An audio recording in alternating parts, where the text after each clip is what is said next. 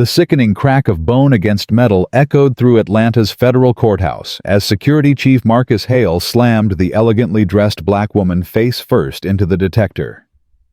"Know your place," he snarled, pressing harder as blood trickled from her split lip. What he didn't know was that he'd just assaulted Justice Evelyn Carter, one of the 9 most powerful judges in America. Friends, this is a story of racism meeting its match of power corrupted facing ultimate justice. Stay with me until the end, and comment your city below. Let me know how far this story has traveled. The morning sun cast long shadows through the towering glass windows of the Richard B. Russell Federal Building in downtown Atlanta. It was 7:43 a.m. on a Tuesday that would forever change the landscape of judicial security protocols across America. The marble lobby gleamed under fluorescent lights, already bustling with lawyers clutching briefcases, clerks wheeling document carts, and citizens nervously adjusting their ties before their court appearances. Security Chief Marcus Hale stood at his post near the main entrance. His thick arms crossed over his barrel chest, surveying his domain with the calculating gaze of a predator. At 52, Hale had transformed what should have been a position of protective service into a personal fiefdom of intimidation. His uniform stretched tight across his muscular frame, bore more decorations than necessary self-awarded commendations, and pins he'd ordered online to make himself appear more authoritative. "Move faster," he barked at an elderly Hispanic man struggling to remove his belt at the security checkpoint. "We don't have all day for you people." Officer Janet Williams, a younger security guard who'd only been on the job for 6 months, shifted uncomfortably at her screening station. She'd witnessed Hale's behavior escalate over the past months, but the few who'd tried to report him found themselves mysteriously reassigned or their contracts terminated. The courthouse had become his kingdom, and he ruled it with an iron fist, wrapped in barely concealed prejudice. "Chief, he's doing his best," Janet ventured quietly. Hale's head snapped toward her, his gray eyes narrowing. "Did I ask for your opinion?" "Williams, check the bags, not my methods." The automatic doors swooshed open, and a woman entered, who seemed to carry an invisible aura of authority. Justice Evelyn Carter moved with the measured grace of someone who'd spent decades navigating spaces that weren't originally designed for her. At 48, she was the youngest person ever appointed to the Supreme Court, and the 3rd black woman to hold that honor. Her charcoal gray suit was impeccably tailored, her natural hair styled in an elegant updo that spoke of both professionalism and cultural pride. She wasn't supposed to be here. The Supreme Court was in recess, and she'd flown to Atlanta for a personal matter, visiting her aging mother who'd recently been diagnosed with dementia. But Judge Richardson of the 11th Circuit had called her the previous evening, asking if she could spare an hour to observe a controversial case that might eventually reach the Supreme Court. It was an unofficial visit, deliberately low-key, with no formal announcement or security detail. As she approached the security checkpoint, pulling her leather briefcase onto the conveyor belt, she noticed how Hale's demeanor shifted the moment he saw her. His eyes traveled from her designer heels up to her confident posture, and his jaw tightened. Here was everything he resented: a black woman who clearly had money, education, and the audacity to walk like she belonged anywhere she chose to go. "Hold on," Hale commanded, stepping directly into her path. "You need to go through additional screening." Justice Carter paused, her trained legal mind immediately cataloging the irregularity. She'd watched 3 white individuals pass through the same checkpoint in the last minute without any additional requirements. "I've already placed my belongings on the belt, and I'm prepared to walk through the detector. What additional screening is required?" "The kind I say is required," Hale responded, his voice dripping with false authority. "Step over here." "On what basis?" she asked calmly, though her fingers tightened slightly on her phone. "On the basis that I'm the security chief and I said so. You got a problem with authority, lady?" The word lady came out like a slur. Justice Carter had heard that tone thousands of times throughout her career in law school, when professors assumed she was there on affirmative action in courtrooms, where opposing counsel tried to rattle her, by mispronouncing her name in judicial conferences, where her ideas were repeated by male colleagues who then received the credit. "I have deep respect for legitimate authority properly exercised," she replied evenly. "However, I question the legal basis for subjecting me to different procedures than other visitors. Under Section 1983 of the Civil Rights Act—" "I don't care what section of what act you think you know," Hale interrupted, stepping closer. His breath smelled of stale coffee and menthol cigarettes. "You're in my courthouse now." "Actually," Justice Carter said, her voice remaining professionally modulated despite the provocation, "this is a federal courthouse belonging to the people of the United States. No individual owns it. Certainly not a security officer whose badge number—" she glanced at his chest— "is 847 employed by Davidson Security Contractors, a private firm with a federal contract that explicitly requires adherence to non-discriminatory practices as outlined in their agreement, filed with GSA Form 3517B. Hale's face flushed red. How could she possibly know about the GSA form? Most federal judges didn't even know those details. "You some kind of lawyer," he sneered. "Another one of those activists who thinks she knows everything. I'm someone who knows her rights. And I know that your supervisor is Director Patricia Hayworth, whose office is on the third-floor extension 2847. I also know that this interaction is being recorded by no fewer than 6 cameras, including the one behind your left shoulder that was installed last month as part of the courthouse's security upgrade funded by the congressional appropriation in House Bill 2847. The specificity of her knowledge sent a chill down Janet Williams' spine. This wasn't just any lawyer. The younger officer pulled out her phone, discreetly activating her personal recording app. Something told her this was about to escalate. Hale's confusion morphed into rage. This woman, this black woman, was making him look foolish in his own domain. "You think you're smart. You think knowing a few facts makes you special. Step over here now or I'll make you."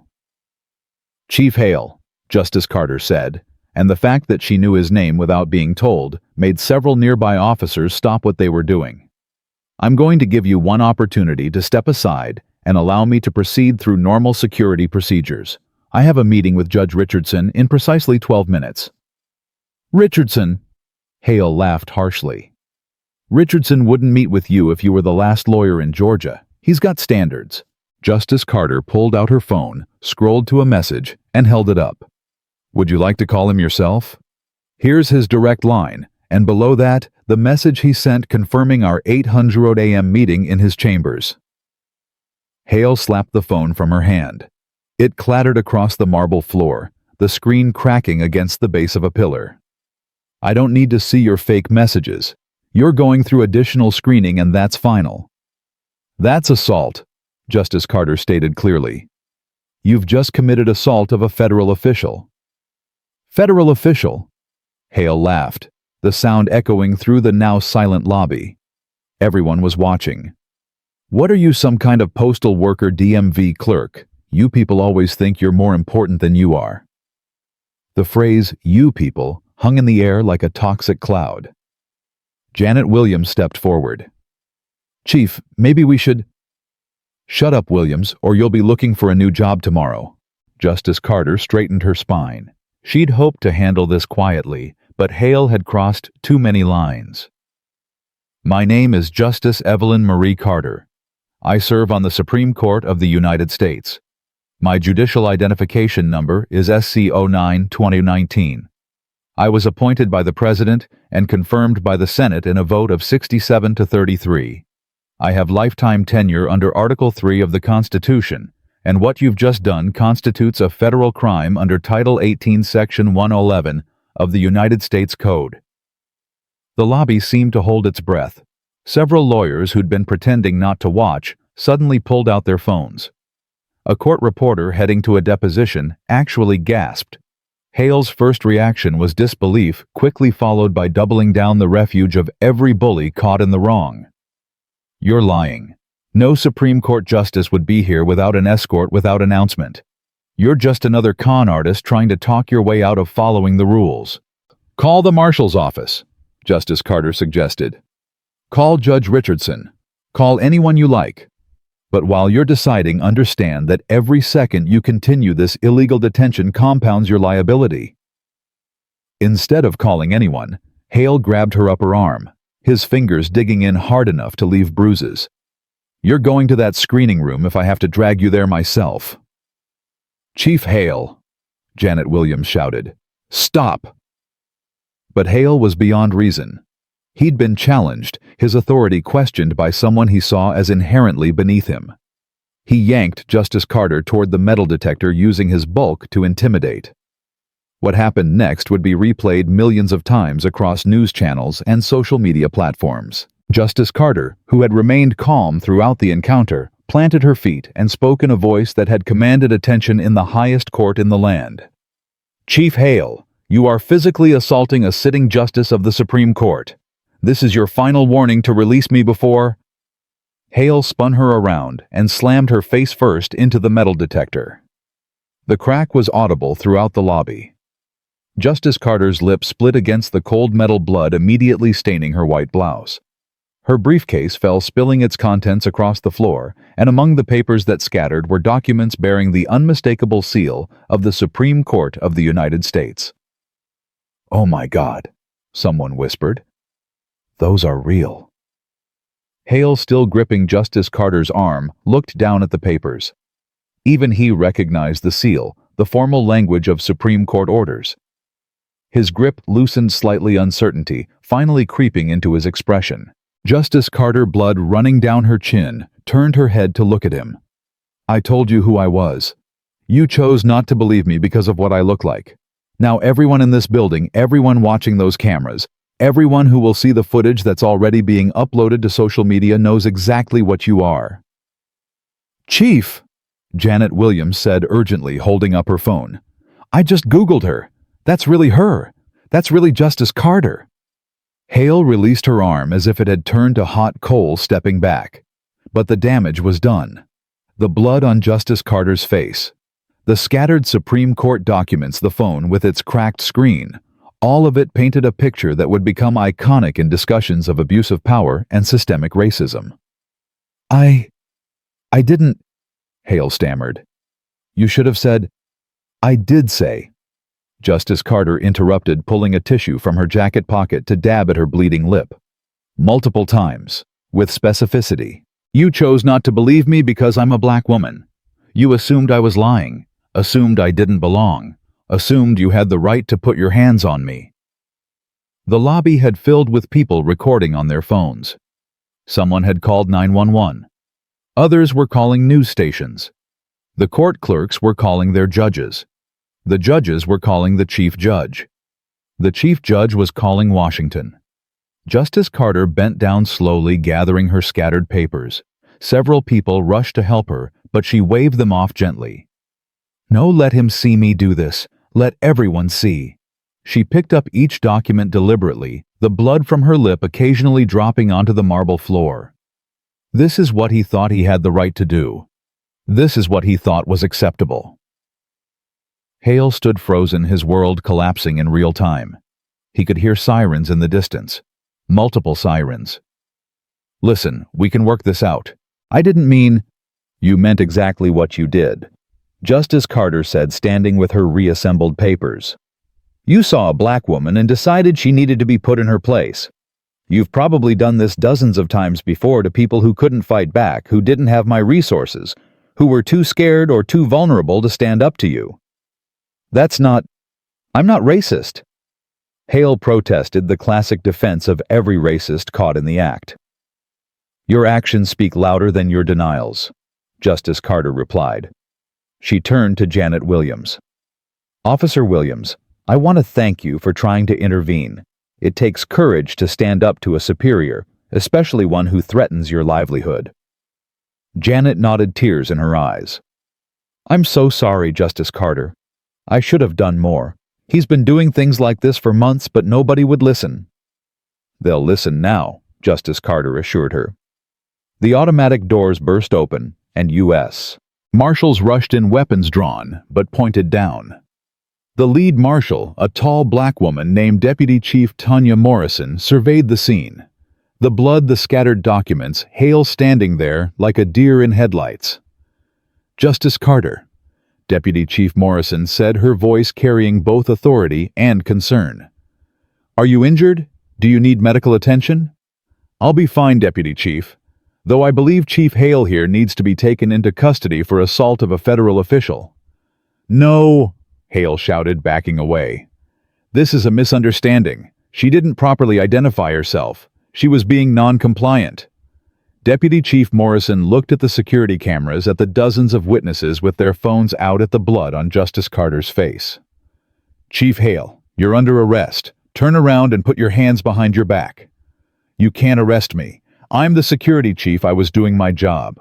"Your job," Justice Carter said quietly, "was to ensure the safety and security of everyone entering this building, regardless of their race, gender, or perceived status. You failed at that job the moment you decided that your prejudices were more important than your duties." As the marshals moved toward him, Hale made one last desperate attempt. "She's lying. Check the cameras. You'll see she was being aggressive."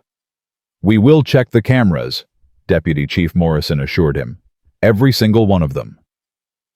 Hale was handcuffed the same cuffs he'd fantasized about putting on troublemakers who challenged his authority.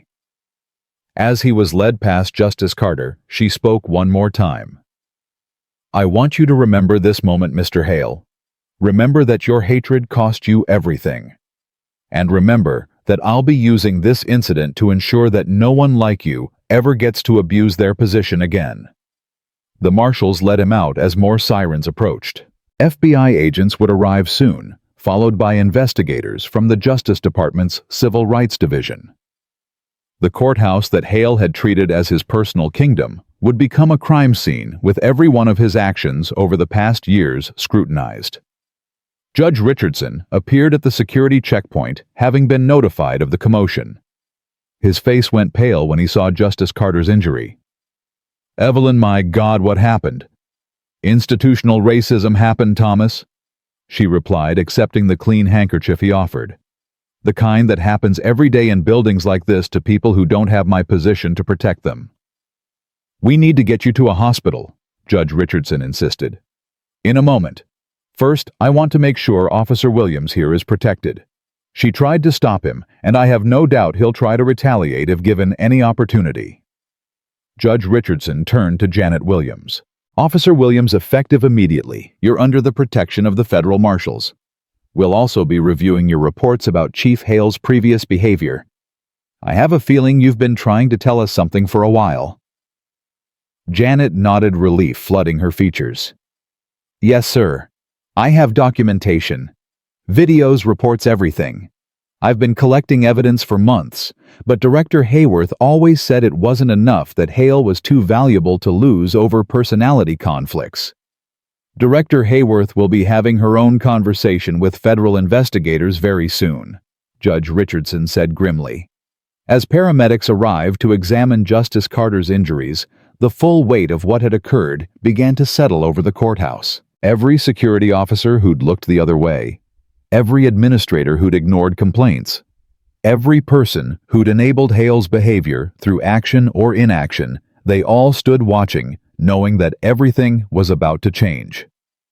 The lobby had filled with more officials.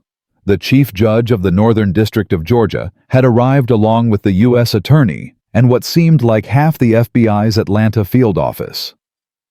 News vans were pulling up outside their satellite dishes, already extending toward the sky.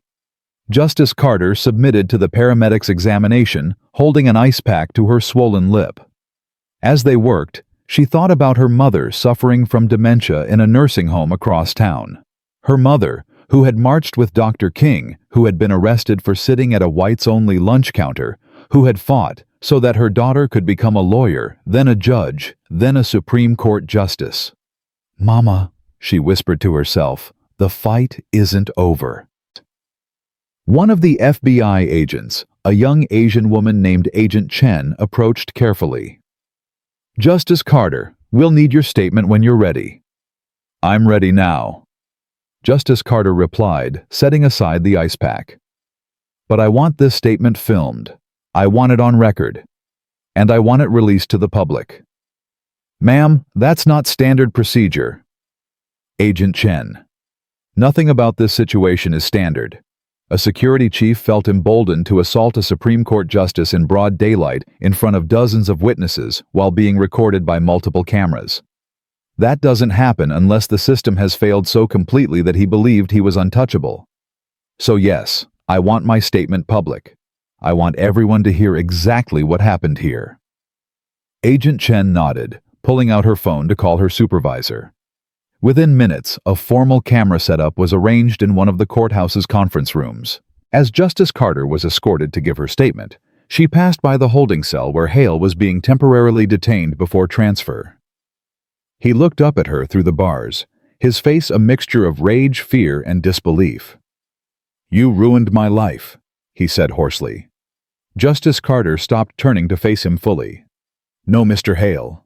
You ruined your own life the moment you decided that your hatred was more important than your humanity. I'm just the mirror that showed you who you really are." She walked on, leaving him to contemplate those words in the solitude of his cell. The news of the assault had already gone viral, with #JusticeForJustice trending globally within an hour. Legal experts were calling for comprehensive reform. Civil rights organizations were mobilizing. The president had released a statement condemning the attack and promising a full investigation. In the conference room facing the camera, Justice Carter began her statement. "Today I experienced what millions of Americans face regularly: discrimination, assault, and abuse by those who are supposed to protect and serve. The only difference is that I had the position and resources to fight back. But what about those who don't? What about the grandmother who's roughly handled because she doesn't move fast enough through security? What about the young black man who's detained for looking suspicious? What about the immigrant who's humiliated because of an accent?" She paused, touching her swollen lip gingerly. "This isn't just about what happened to me. This is about a system that enables Marcus Hales to thrive, that protects them, that promotes them. A system that tells them their prejudices are acceptable, even commendable. That system ends today." Her statement would run for 40 minutes, detailing not just the assault, but the institutional failures that enabled it. She spoke of the complaints that had been ignored, the witnesses who'd been silenced, the culture of intimidation that had been allowed to fester. By the time she finished, Director Patricia Hayworth had submitted her resignation. 3 other security supervisors had been suspended pending investigation. The private security firm that employed Hale had lost its federal contract. And a congressional hearing had been scheduled to examine discrimination in federal building security nationwide. But for Justice Carter, this was just the beginning. As she finally left the courthouse that afternoon, escorted by a protective detail that should have been there from the start, she thought about the case she'd come to observe, a voting rights case that dealt with subtle forms of discrimination designed to suppress minority participation in democracy. The irony wasn't lost on her. She'd come to observe injustice in the courtroom and had instead experienced it firsthand in the lobby. But perhaps that was fitting. Perhaps it was necessary.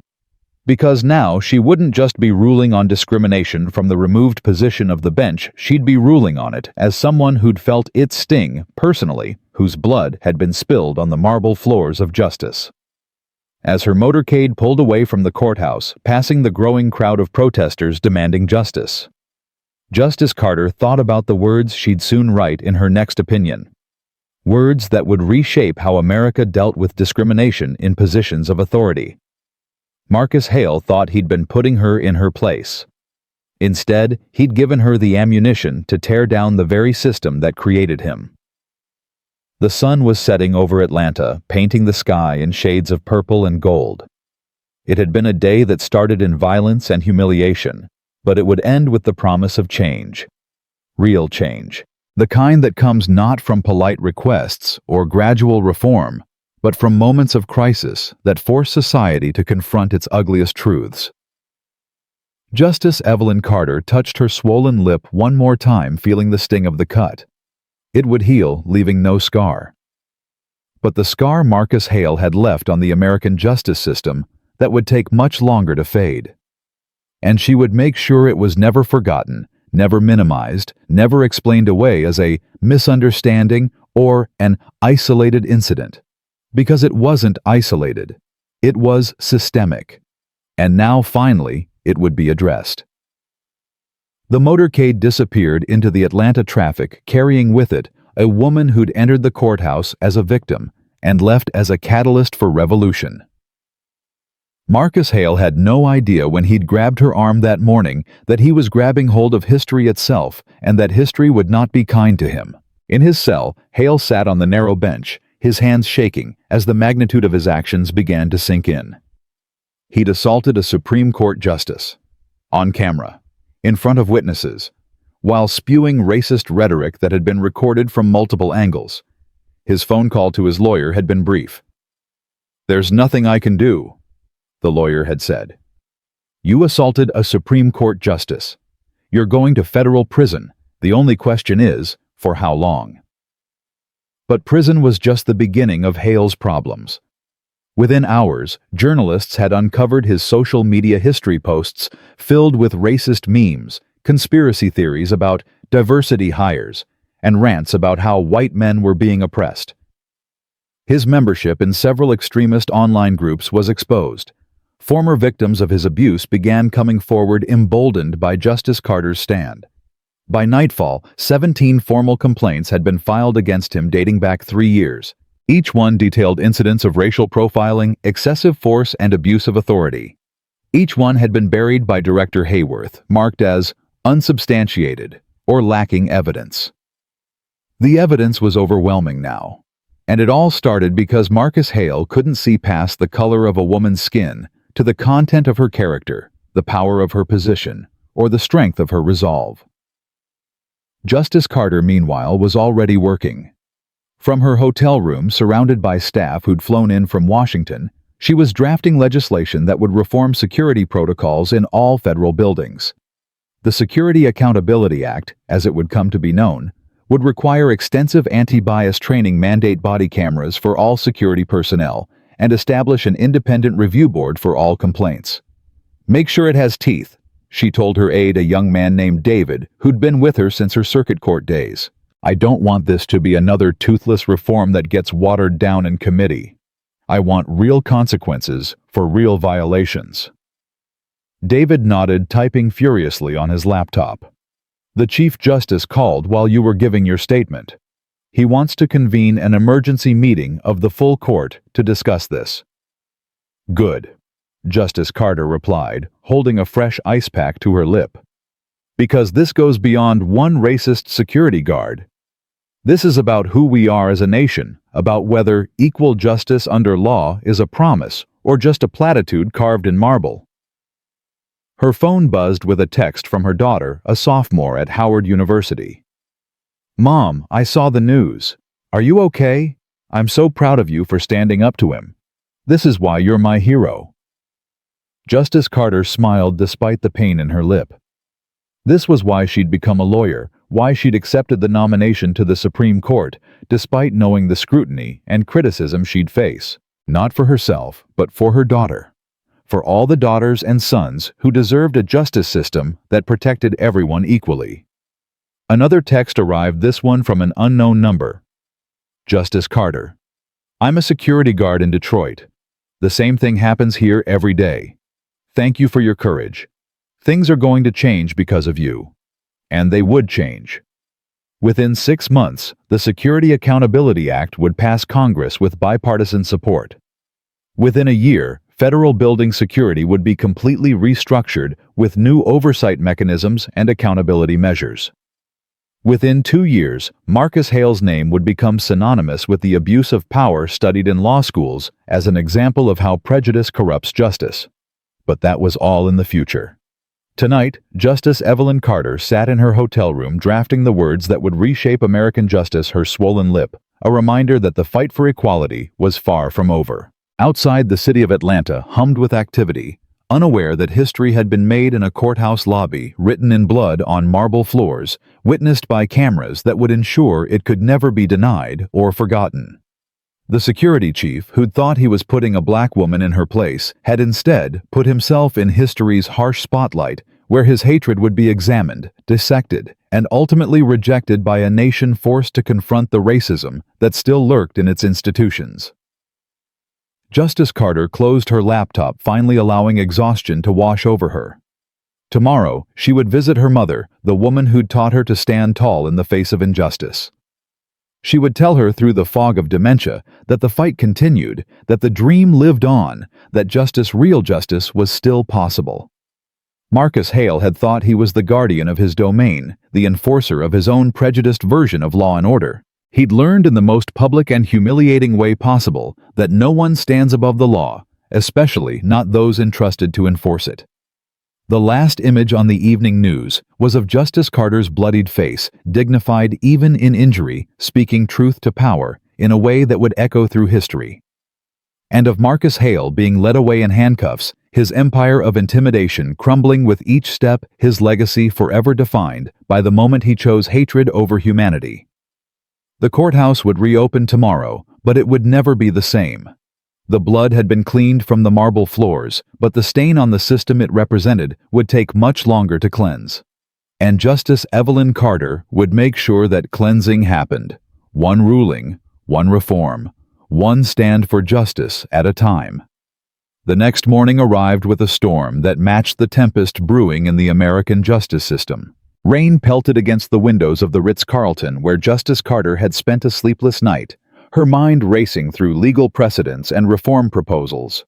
At 6 a.m., her phone had already logged 47 missed calls from various news outlets, civil rights organizations, and fellow justices. "Ma'am, the president is on line 1. David informed her, holding out the secure phone they'd had delivered overnight. Justice Carter set down her coffee, the ceramic cup clinking against the glass table. The president's voice came through clear and concerned. "Evelyn, I saw the footage. It's unconscionable. How are you holding up?" "I'm fine, Mr. President. But this isn't about me anymore. This is about the thousands of Marcus Hales operating with impunity across our federal buildings." "Agreed. I'm convening an emergency cabinet meeting this afternoon. The Attorney General wants to launch a nationwide investigation into security protocols at all federal facilities. We need you back in Washington." "Not yet," Justice Carter replied firmly. "I have something I need to do here first."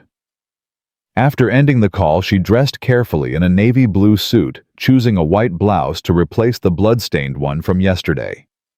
Her lip had swollen overnight, purple bruising spreading across her jaw. She didn't cover it with makeup. Let them see, she thought. Let them all see what their silence enabled. The motorcade to the Sunrise Senior Care Center took 20 minutes through Atlanta's morning traffic. Justice Carter stared out the rain-streaked window, watching the city wake up unaware that she was about to face her most difficult audience of all. Her mother, Dorothy Carter, sat by the window in her room humming a freedom song from the 60s. At 78, dementia had stolen much of her memory, but somehow the songs remained. Justice Carter entered quietly, not wanting to startle her. "Mama," she said softly. Dorothy turned her eyes, focusing with difficulty on her daughter's face. For a moment, confusion clouded her features, then something sparked. "Evie, is that you, baby?" "Yes, Mama, it's me." Dorothy's gaze sharpened on the bruised lip, the swelling. Her weathered hands reached out trembling. "Who hurt you, child?" "It doesn't matter, Mama. What matters is that I stood up to him just like you taught me." Dorothy's eyes, usually foggy with confusion, cleared momentarily. "We used to sit at those lunch counters, you know. They'd pour coffee on our heads, call us everything but children of God. But we sat there. We didn't move." "I know, Mama." "They hit me once right here." Dorothy touched her own lip, mirroring where her daughter was injured. "Said I didn't belong there, but I knew better. My mama might have cleaned their houses, but I was going to eat at their tables." Justice Carter took her mother's hand, feeling the papery skin, the prominent veins. "And your daughter sits on the highest court in the land." "The highest court?" Dorothy repeated, though Justice Carter wasn't sure if she understood. "You were always so smart, Evie, always fighting.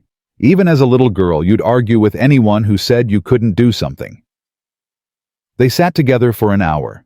Dorothy drifting in and out of clarity, sometimes recognizing her daughter as the Supreme Court Justice, sometimes seeing her as the 10-year-old who'd come home crying because a teacher said she'd never amount to anything.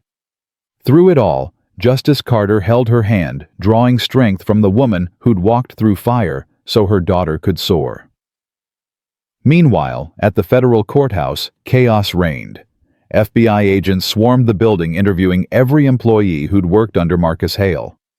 The stories that emerged painted a picture of systematic abuse that went far deeper than anyone had imagined. Carlitos Mendoza, a janitor who'd worked nights for 5 years, finally felt safe enough to speak. "Hale would make us line up against the wall like criminals every shift," he told Agent Chen, his voice shaking. "Said it was for security, but he only did it to the Black and Latino workers. The white maintenance staff could walk right through." Aisha Thompson, a young black attorney who'd been practicing for only 2 years, broke down crying during her interview. "He made me go through the metal detector 7 times last month. 7 times.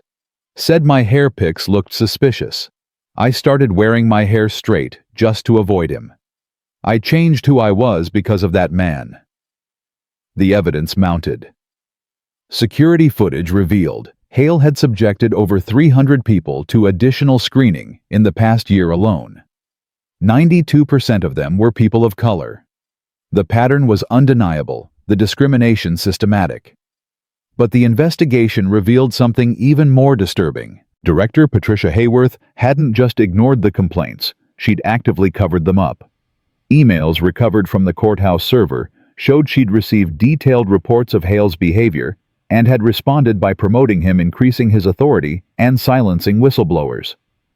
In one particularly damning email she'd written to another supervisor, "Hale might be rough around the edges, but he keeps the riffraff in line. We need more like him, not less." By noon, Hayworth had been arrested on charges of conspiracy to violate civil rights. Her lawyer, a slick-suited man named Bradley Morrison, held an impromptu press conference on the courthouse steps, rain soaking through his umbrella. "My client is being scapegoated for following standard security protocols," Morrison declared to the gathered media. "This is a witch hunt sparked by one unfortunate misunderstanding." "Misunderstanding," shouted a reporter from CNN. "There's video of Hale slamming a Supreme Court justice's face into a metal detector." Morrison's response was drowned out by the arrival of 3 buses. The doors opened and out stepped over 100 people, all victims of Hale's discrimination over the years. They'd organized overnight through social media, coming to stand witness to the system that had failed them. They stood in the rain silent, holding photographs of their injuries, their detention reports, their formal complaints that had been ignored. An elderly man held a sign that read, "Hale broke my grandfather's ribs. He was 84 and walked too slowly." At the front of the group stood Maria Santos, a social worker who'd been strip-searched by Hale 6 months earlier because he claimed her insulin pen looked suspicious. She'd filed a complaint that had disappeared into bureaucratic nowhere.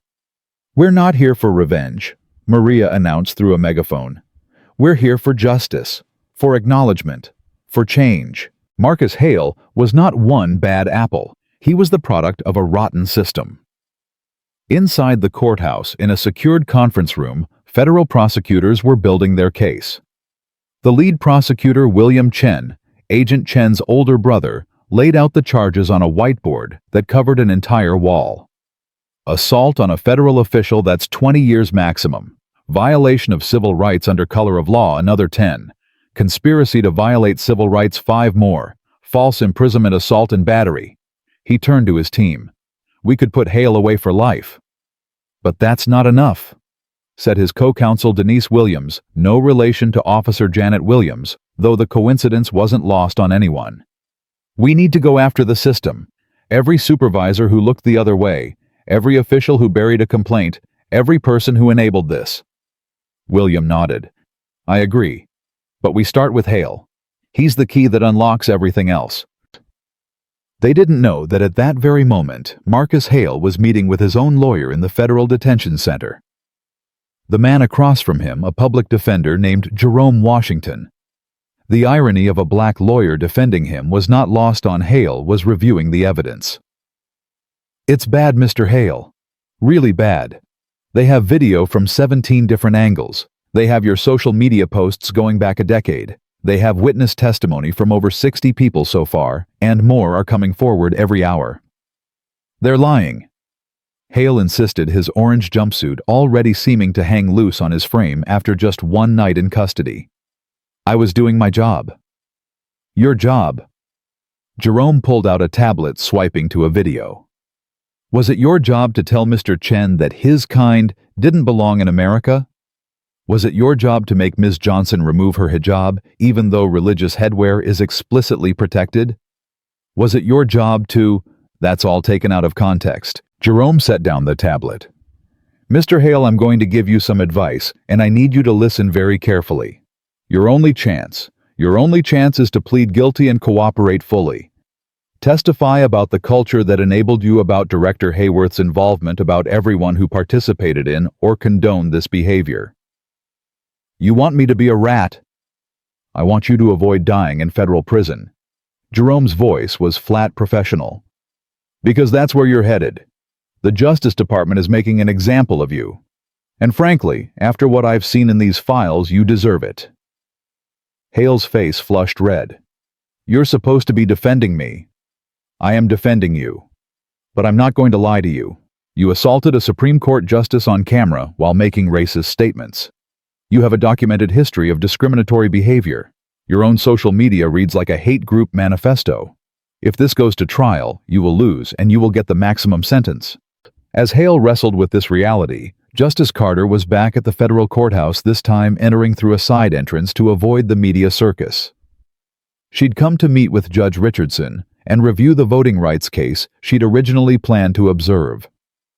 "Evelyn, you don't have to do this," Judge Richardson said, concerned at the sight of her swollen face.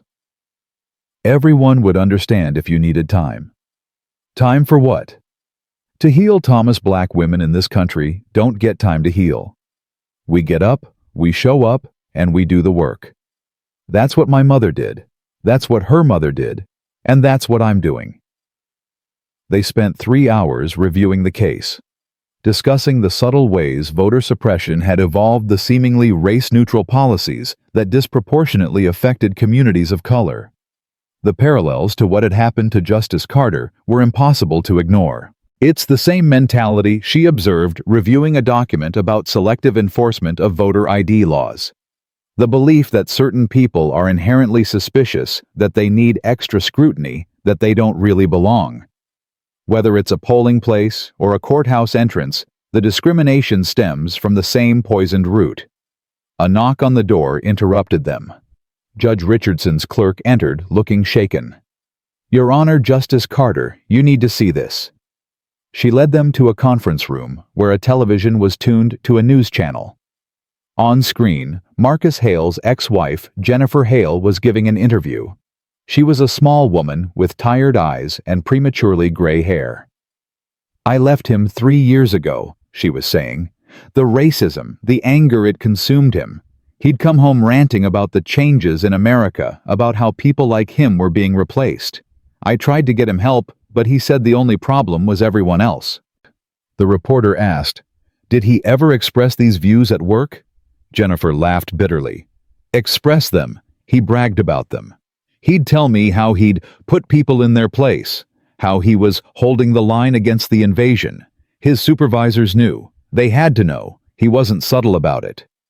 The interview cut to breaking news. 3 more security supervisors at federal buildings in Georgia had been suspended pending investigation. The contagion of accountability was spreading. Justice Carter turned away from the screen. "How many Marcus Hales are out there, Thomas? How many people with a little bit of power using it to hurt those they see as lesser?" "Too many," Judge Richardson admitted. "But maybe now, finally, we can start rooting them out." That afternoon, Officer Janet Williams was called to testify before a hastily assembled federal grand jury. She entered the courthouse through the same entrance where she'd watched Hale abuse his power so many times. This time, she was escorted by federal marshals, protected as a key witness. In the grand jury room, she spoke for 2 hours, her voice growing stronger with each revelation. She presented the recordings she'd secretly made, the photos she'd taken of discarded complaints, the logs she'd kept of Hale's discriminatory actions. He had a point system, she revealed, causing several grand jurors to gasp. He'd actually keep score. 10 points for making a black man remove his belt and shoes when it wasn't necessary. 20 points for a successful intimidation of what he called uppity women of color. He and some other guards would compare scores at the end of the week. The prosecutor, William Chen, could barely contain his disgust. Did Director Hayworth know about this point system? She created it, Janet replied. She called it performance metrics for maintaining order. The grand jury took less than an hour to return indictments, not just against Hale and Hayworth, but against 6 other security officers and 2 administrative supervisors. The cancer ran deep, but the surgery to remove it had begun. As news of the indictments broke, protests erupted outside federal buildings across the country. Not violent protests, but silent stands of witness. People holding signs with their own stories, detained for speaking Spanish, searched for wearing a turban, humiliated for walking with a cane. In Washington, the other Supreme Court justices had gathered for an emergency meeting. Chief Justice Roberts, typically measured in his responses, was visibly shaken. "This is an attack on the very foundation of our justice system," he said. "When a member of this court can be assaulted simply for existing in her skin, what hope do ordinary citizens have?"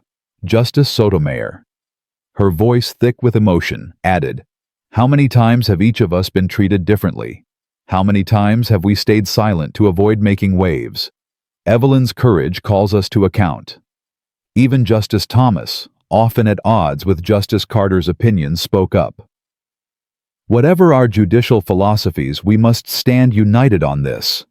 An attack on one of us for reasons of race is an attack on justice itself." They voted unanimously to issue an unprecedented joint statement condemning the assault and calling for comprehensive reform. It was the first time in history all 9 justices had signed such a document outside of a formal opinion. Back in Atlanta, as evening approached, Justice Carter stood in her hotel room preparing for what would be the most important speech of her life. The NAACP had hastily organized a gathering at the historic Ebenezer Baptist Church where Dr. King had once preached. They'd invited her to speak, and she'd accepted. David helped her review her notes, though she hardly needed them. The words came from a deeper place than prepared remarks.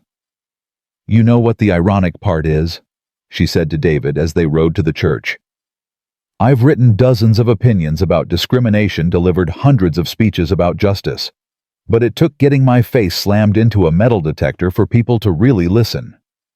The church was packed beyond capacity, with thousands more watching on screens set up outside, despite the continuing rain.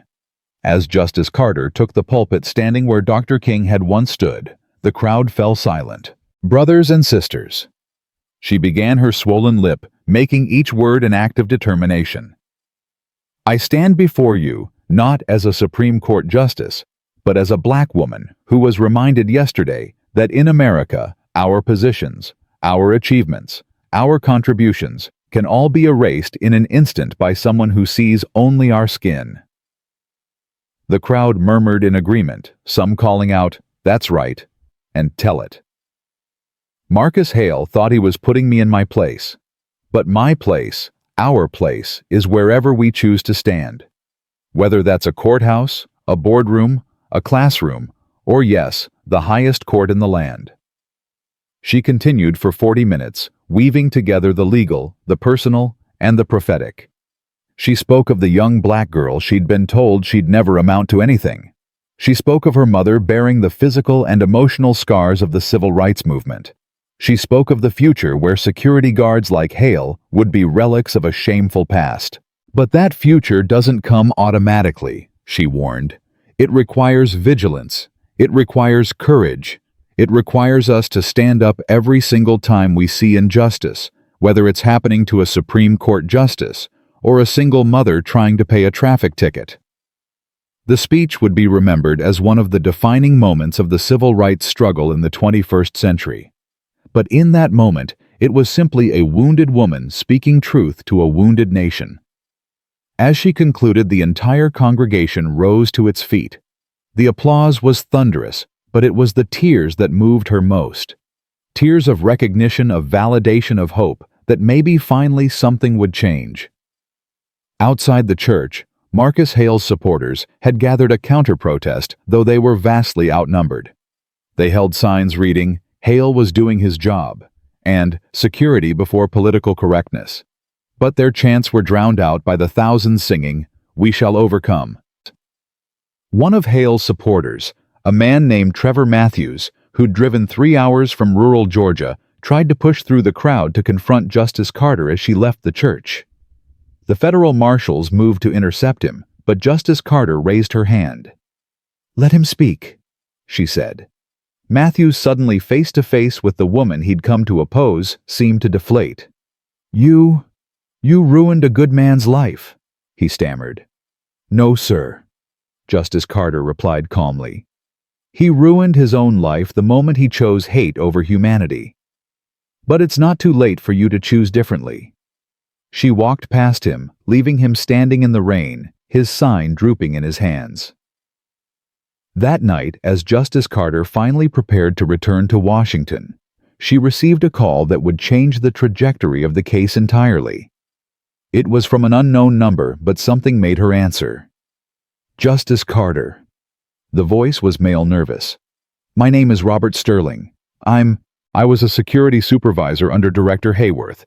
I have information, documents, evidence of something much bigger than just Atlanta." "What kind of evidence?" "There's a network. Federal security contractors across 7 states all coordinating their discrimination. They have a private forum where they share tactics, celebrate their scores, plan their strategies." Hale wasn't a rogue actor. He was a soldier in an organized campaign. Justice Carter sat down slowly. "Mr. Sterling, where are you now?" "I'm scared. They know I have the files. I need protection." Within an hour, federal marshals had secured Robert Sterling and his evidence. What they found was staggering screenshots of conversations, databases of targeted individuals' training materials that explicitly taught racial profiling while using coded language to avoid legal scrutiny. The network called itself the Guardians, and it had over 400 members across the federal security apparatus. They had been systematically terrorizing minorities in federal buildings for years, protecting each other, promoting each other, and silencing anyone who opposed them. As Justice Carter reviewed the files on her flight back to Washington, she realized that Marcus Hale's assault on her hadn't been random or impulsive. She'd been flagged in their system as a high-value target, a successful black woman who needed to be reminded of reality. They'd been waiting for her. The revelation sent chills down her spine, but also strengthened her resolve. This wasn't just about justice for herself anymore. This was about dismantling an entire network of hate that had infiltrated the very institutions meant to protect American citizens. As the plane descended toward Washington National Airport, Justice Carter looked out at the lights of the Capitol spreading below. Somewhere down there in federal buildings across the city, members of the Guardians were probably deleting files, destroying evidence, trying to cover their tracks. They had no idea what was coming for them. The pilot's voice came over the intercom. "Justice Carter, we've been instructed to taxi directly to a secured hangar. The Attorney General and FBI Director are waiting to meet with you." She nodded to herself, touching her swollen lip one more time. Marcus Hale had thought he was a guardian of his prejudiced version of America. Instead, he'd become the key to exposing and destroying a network of hate that had festered in the shadows for far too long. The war for justice was far from over, but the battle lines had been drawn. And Justice Evelyn Carter was ready to fight. The secured hangar at Washington National Airport buzzed with federal agents as Justice Carter descended the plane's stairs. Attorney General Michelle Rodriguez stood waiting, her usually composed face etched with concern, while FBI Director James Crawford paced nearby, his phone pressed to his ear. The rain that had plagued Atlanta seemed to have followed her to Washington, droplets illuminating like diamonds in the harsh fluorescent lights. Justice Carter. Rodriguez began, then stopped, seeing the bruising on her face in person for the first time. Dear God, Evelyn. It looks worse than it feels, Justice Carter said, though that wasn't entirely true. Every word still sent a spike of pain through her jaw. What have you learned from Sterling's documents? Crawford ended his call and approached them. It's worse than we imagined. The Guardians have been operating for at least 6 years. They have members in federal buildings across 12 states, not just 7. And Justice Carter, they've been tracking you specifically for the past 2 years. He handed her a tablet, showing a file with her photograph and extensive notes. Her speaking engagements, her routine visits to various federal buildings, even details about her mother's nursing home. The violation of privacy made her stomach turn. They called you Target Alpha. Crawford continued grimly. Hale wasn't supposed to actually assault you. He was supposed to humiliate you just enough to put you in your place without causing a prosecutable incident. But his hatred got the better of him. Justice Carter studied the file, her legal mind already constructing the case. This is conspiracy, organized crime. This goes beyond civil rights violations into RICO territory. Rodriguez nodded. That's exactly what we're thinking. We're treating the Guardians as an organized crime syndicate. But Evelyn, there's something else. Some of the members, they're highly placed. We've identified at least 3 federal judges on their membership list. The implications hung in the air like a toxic cloud. Judges who might have heard discrimination cases, who might have dismissed complaints against security personnel, who might have been protecting the Guardians from within the judicial system itself. Who? Justice Carter asked, though she dreaded the answer. Crawford pulled up another file. Judge Harold Brennan from the 5th Circuit, Judge Patricia Morse from the 8th, and... He paused. Judge Thomas Chen from the 9th. Justice Carter felt the ground shift beneath her. Thomas Chen had been a colleague, someone she'd considered a friend. They'd served together on the appellate court before her elevation to the Supreme Court. How many times had they discussed civil rights cases? How many times had he voted against discrimination claims? We need to move fast, Rodriguez said. Once they realize we have Sterling's evidence, they'll scatter like roaches when the light turns on. We're planning synchronized raids for dawn tomorrow, 47 locations simultaneously. I want to be there, Justice Carter said immediately. Absolutely not, Crawford protested. You're a victim and a witness. Your presence would complicate my presence. Justice Carter interrupted, her voice carrying the authority that commanded attention in the highest court. We'll send a message. They thought they could terrorize people like me with impunity. They need to see that we're not afraid, that we're not hiding. Rodriguez and Crawford exchanged glances. They knew better than to argue with a Supreme Court justice who'd made up her mind. The motorcade that transported them through the rain-slicked streets of Washington moved with urgent purpose. Justice Carter watched the familiar landmarks pass by, the monuments to democracy and justice that the Guardians had corrupted from within. Her phone vibrated constantly with messages from fellow justices, senators, civil rights leaders, but she ignored them all. Her focus was entirely on what would come next. They arrived at the FBI headquarters, where a command center had been established. The main conference room had been transformed into something resembling a military war room. Screens covered every wall, showing federal buildings across the country, photographs of identified Guardians members, organizational charts that looked more like a mafia family tree than a security network. Special Agent in Charge. Monica Rivera briefed the assembled team.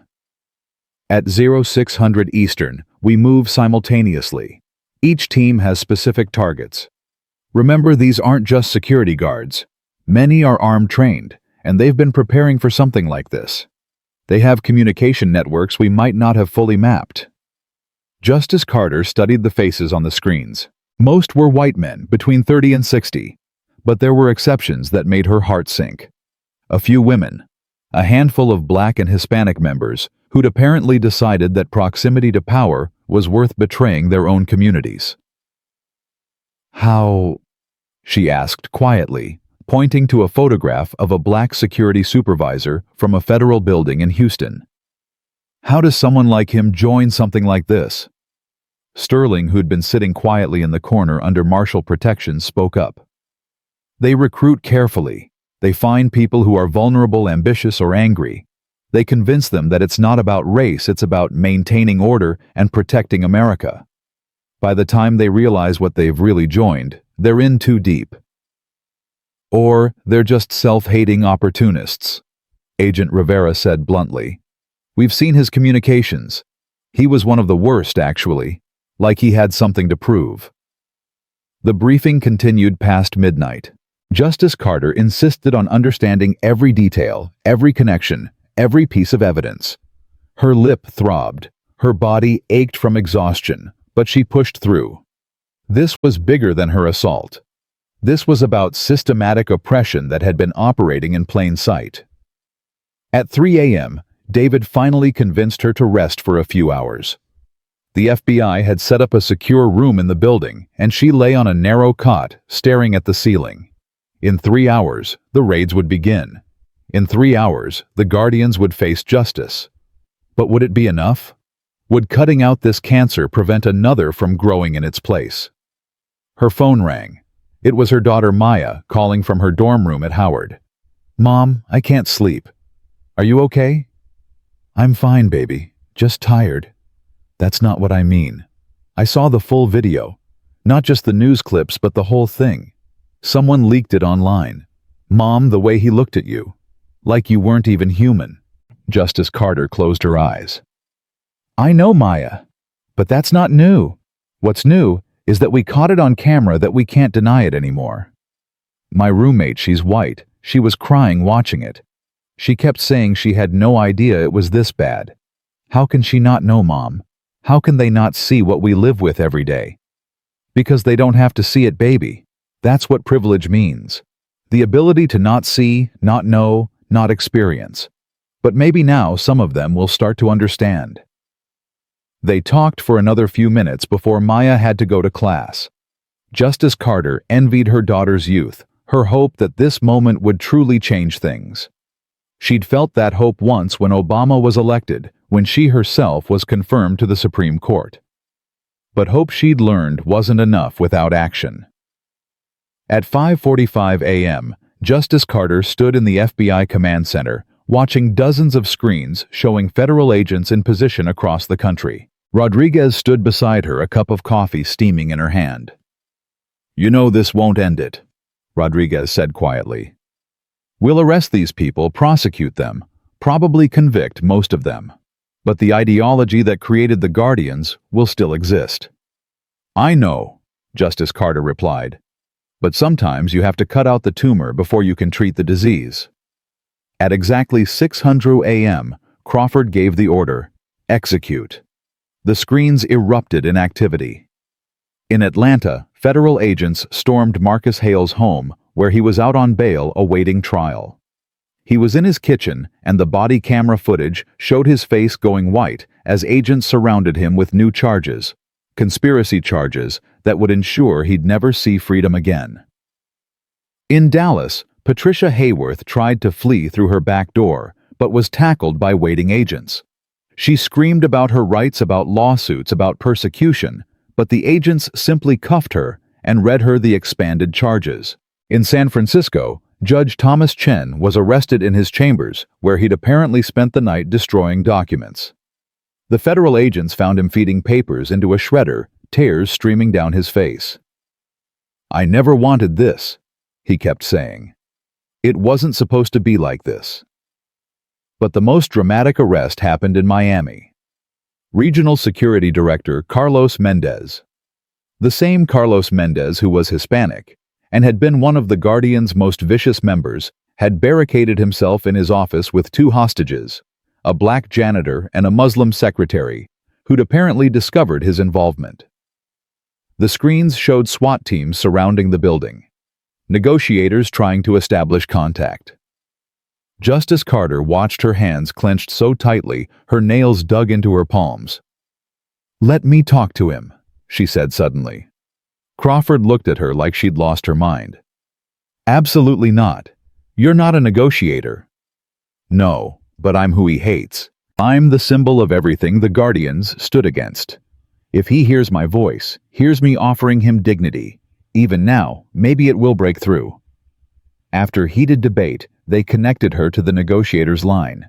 Her voice was patched through to Mendez's office. "Mr. Mendez, this is Justice Evelyn Carter." Silence for a long moment, then, You started all this. You ruined everything." "No, Mr. Mendez. You ruined everything the moment you chose hatred over humanity. But it's not too late. Those two people with you, they're innocent. They have families, dreams, lives to live, just like you once did before the Guardians corrupted you." "You don't understand." Mendez's voice cracked. "I had to prove myself. I had to show them I wasn't like the others, that I was one of the good ones." Justice Carter's heart ached at the familiar pain in his voice. The self-hatred, the desperate need for acceptance from people who would never truly accept him. "Carlos, listen to me. You'll never be good enough for people who hate you for your blood. No matter how many of your own people you hurt, you'll always be less than in their eyes. But you can choose differently now. You can choose redemption." 20 minutes of talking, of careful negotiation, of appealing to whatever humanity remained in Carlos Mendez. Finally, they heard movement on the audio feed. The door opening.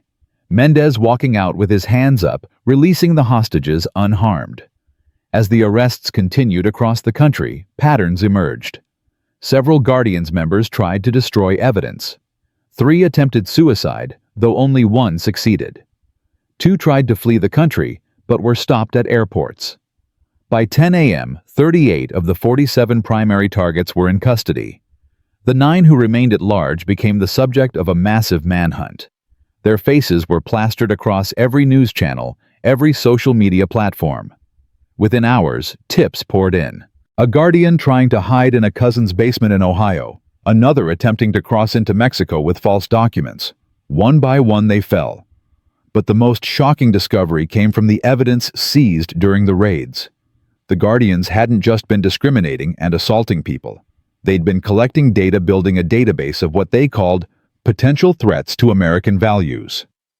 The database contained over 1 million names, addresses, photographs, and personal details of Americans whose only crime was being different. Justice Carter stood looking at the database on a large screen, scrolling through endless entries. Her own name was there, of course, with extensive notes. But so were thousands of others. School teachers who wore hijabs.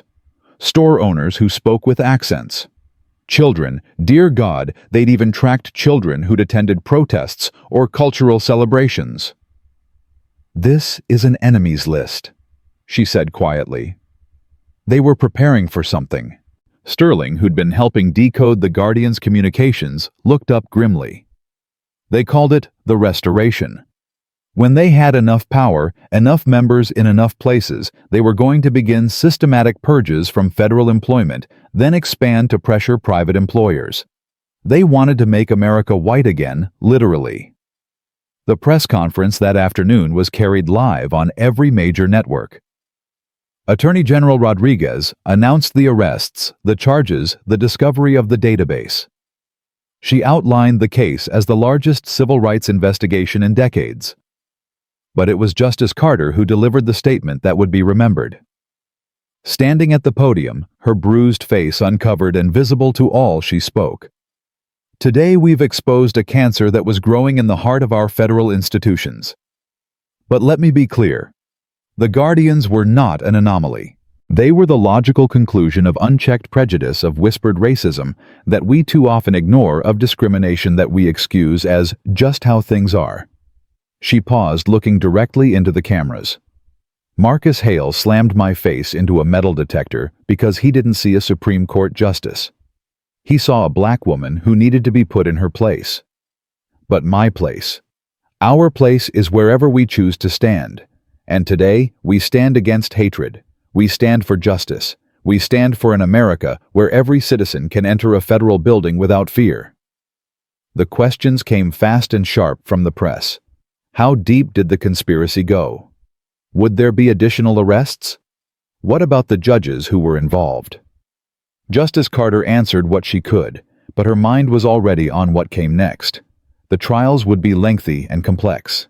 The Guardians would have good lawyers who would argue this was all overblown, that it was just a social club, that the government was persecuting people for their political beliefs.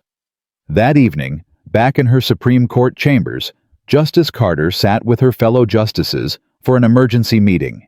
Chief Justice Roberts had called them together to discuss the implications of having federal judges arrested as part of the Guardians' conspiracy. This undermines public faith in the entire judicial system. Justice Alito said, his usual conservative stance shaken by the revelations.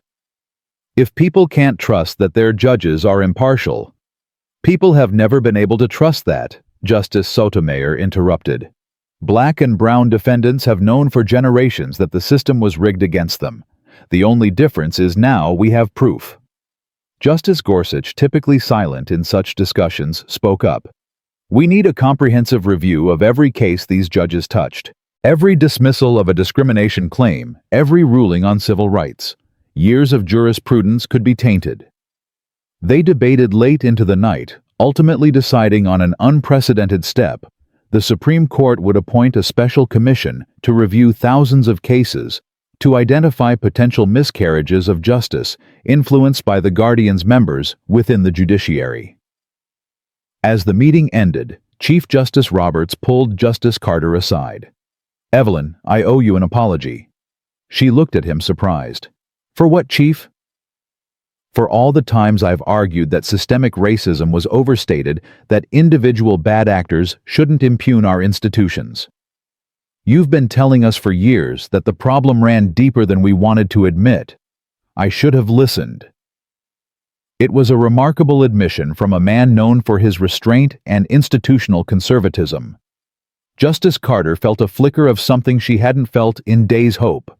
The weeks that followed were a whirlwind of legal proceedings, congressional hearings, and public reckonings.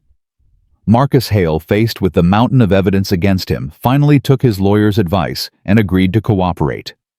His testimony was devastating to the Guardian's defense. Sitting in a federal courtroom, wearing a suit that couldn't hide the weight he'd lost, or the way his hands shook. Hale detailed the organization's structure, its methods, its goals. He admitted to personally assaulting dozens of people over the years, to destroying complaints, to coordinating with other members to target specific individuals. Why? The prosecutor asked him. Why did you do this? Hale was quiet for a long moment. When he spoke, his voice was barely audible. Because I was afraid. Afraid of losing my place, my power.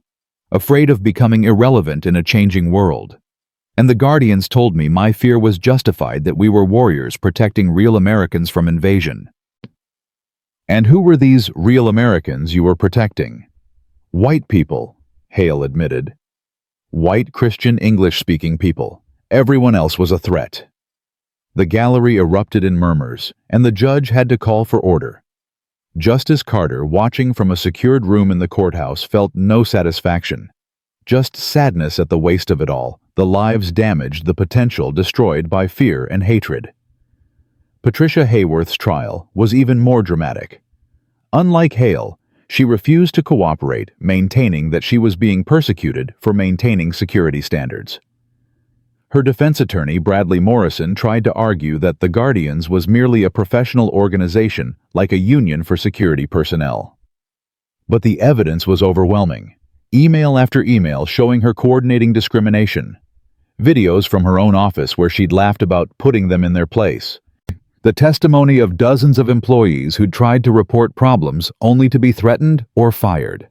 The moment that sealed her fate came when Sterling testified about a meeting where Hayworth had said, Justice Carter thinks she's untouchable because she's on the Supreme Court. But everyone can be touched. Everyone can be reminded of reality. The prosecutor asked, What did you understand that to mean? that they were planning to humiliate her, possibly assault her, to show that even a Supreme Court justice could be brought low if she was black. Hayworth's face went white. Her attorney tried to object, but the damage was done. She'd been part of a conspiracy to assault a Supreme Court justice. The federal charges alone would put her away for decades. As the trials progressed, more stories emerged. A young Latino lawyer who'd been forced to strip search because a Guardian member claimed he looked suspicious. An elderly black woman who'd been denied entry to her own citizenship ceremony because a Guardian decided her documents looked fake. A white veteran who'd been targeted because he'd married a black woman and brought their mixed-race children to a federal building. Each story added weight to the prosecution's case, painted a picture of systematic oppression that shocked even cynical observers.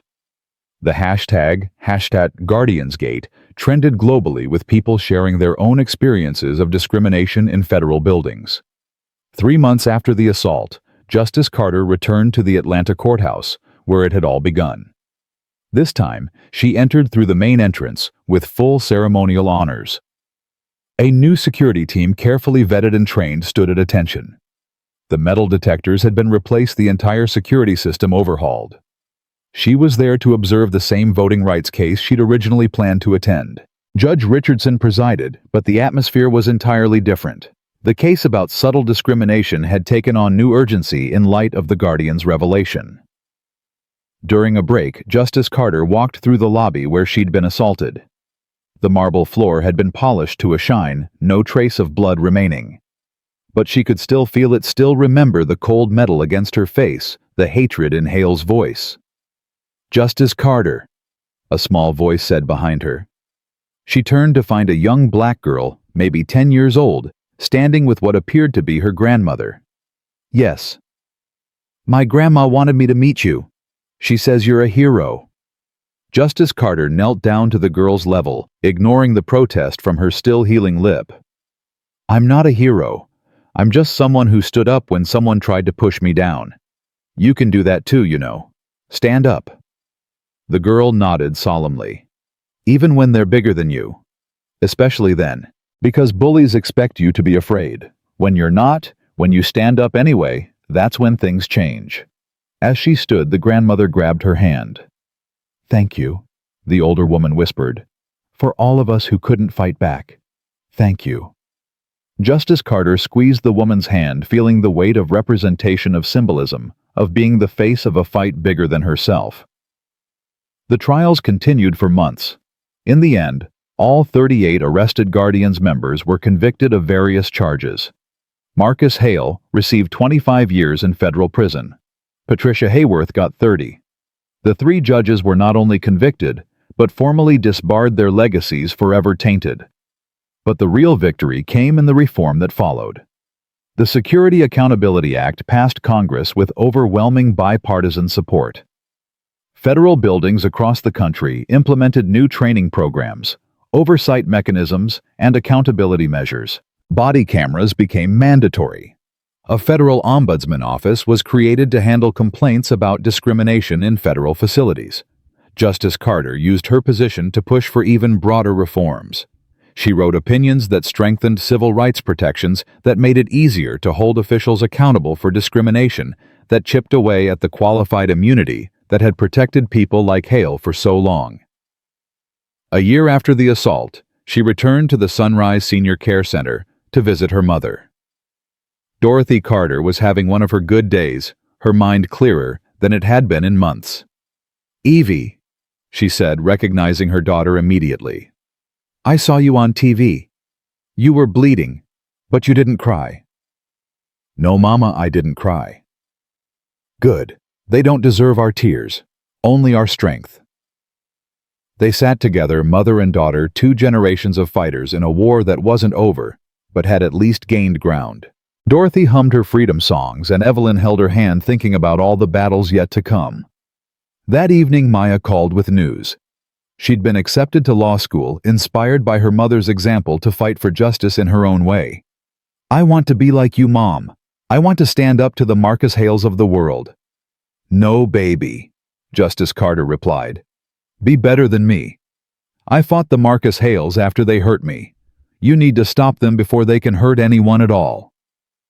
As she ended the call, Justice Carter stood at her window looking out at the Washington Monument illuminated against the night sky. The Guardians were gone, but she knew others would take their place. Hatred didn't die easily. It adapted, evolved, found new ways to manifest. But so did justice. So did resistance. So did hope.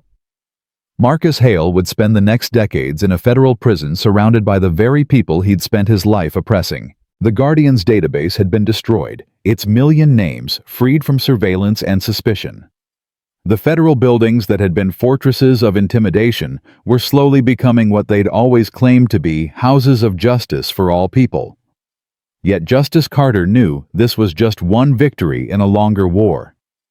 The next morning she would return to the Supreme Court to hear arguments in a case about police immunity. The next week, a case about voting restrictions. The next month, a case about immigration detention. Each case was connected to the same root problem that had created the Guardians. The belief that some Americans were more American than others, that some citizens deserved more protection, more dignity, more justice than others. But now at least the highest levels of government had been forced to acknowledge what communities of color had always known: the system wasn't broken. It had been designed this way, and only by confronting that design, by tearing it down and rebuilding it, could true justice be achieved.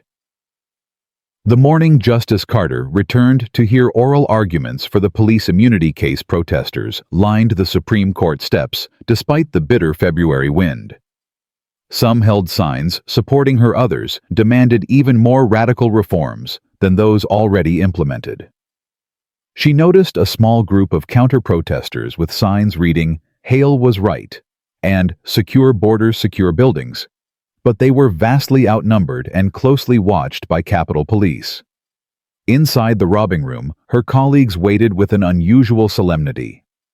Justice Kavanaugh, who rarely engaged in personal conversation, approached her with uncharacteristic directness. "Evelyn, I've been reviewing the amicus briefs for today's case.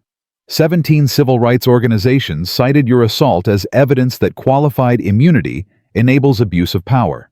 And 12 law enforcement organizations argued that my case was an anomaly that shouldn't influence broader policy," she replied, adjusting her robe. "I read them all last night." Chief Justice Roberts cleared his throat. "We need to discuss whether you should recuse yourself from cases touching on federal law enforcement given your personal involvement." Justice Carter had expected this. "With respect, Chief, my assault doesn't disqualify me from ruling on police immunity any more than Justice Marshall's experiences with segregation disqualified him from ruling on civil rights. If anything, it gives me insight into how power can be abused when there's no accountability." "But the appearance of impartiality," Justice Barrett began, "has already been shattered," Justice Sotomayor interjected. "Every one of us brings our experiences to this bench. The difference is that Evelyn's experience was captured on camera for the world to see." The discussion continued until they had to take their seats for oral arguments. As Justice Carter settled into her chair, she noticed someone familiar in the gallery, Janet Williams, the security officer who'd tried to stop Hale. She was there as a guest of the ACLU, which was arguing against qualified immunity. The case, Morrison v. City of Memphis, involved a police officer who'd broken an elderly woman's arm during a wellness check and claimed immunity because there was no clearly established precedent that his specific actions were unconstitutional.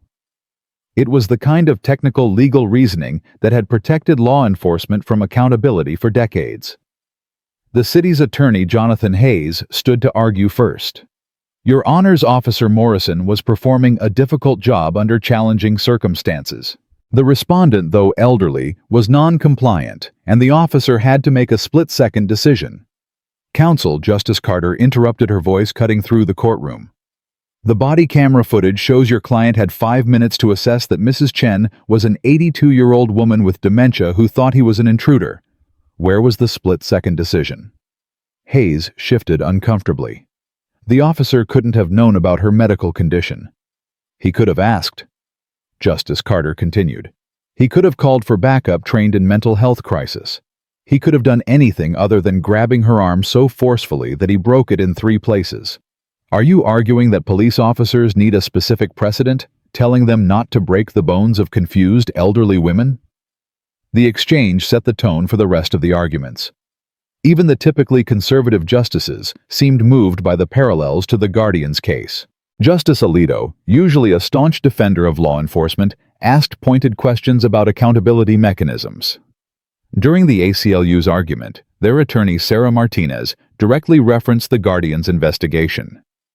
If federal security officers could operate a nationwide conspiracy of discrimination because they believe themselves untouchable, imagine what happens when we give that same immunity to armed police officers with even greater power. Objection. Hayes called out violating protocol. The Guardian's case has nothing to do with Mr. Hayes.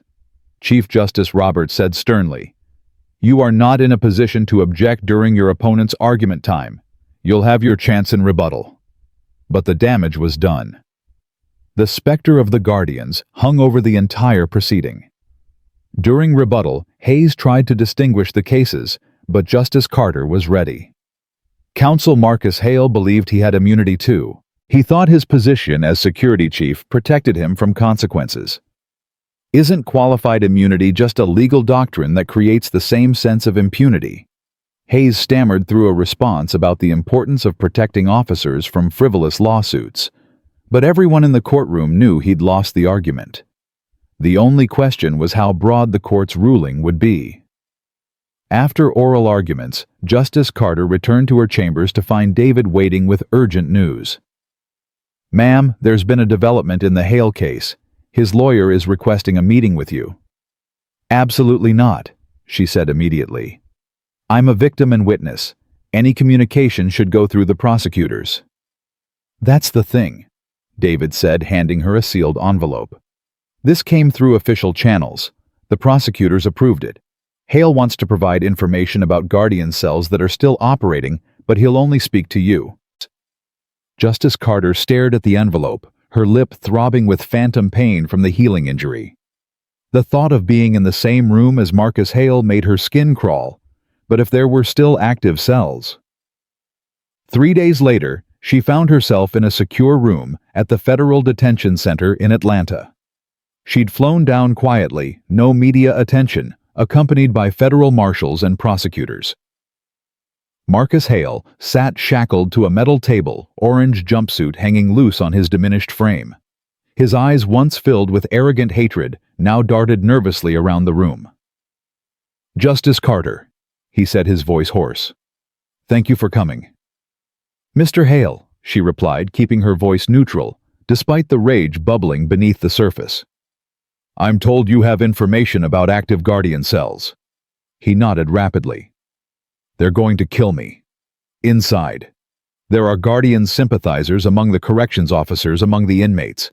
I'm a dead man walking unless I can trade information for protective custody.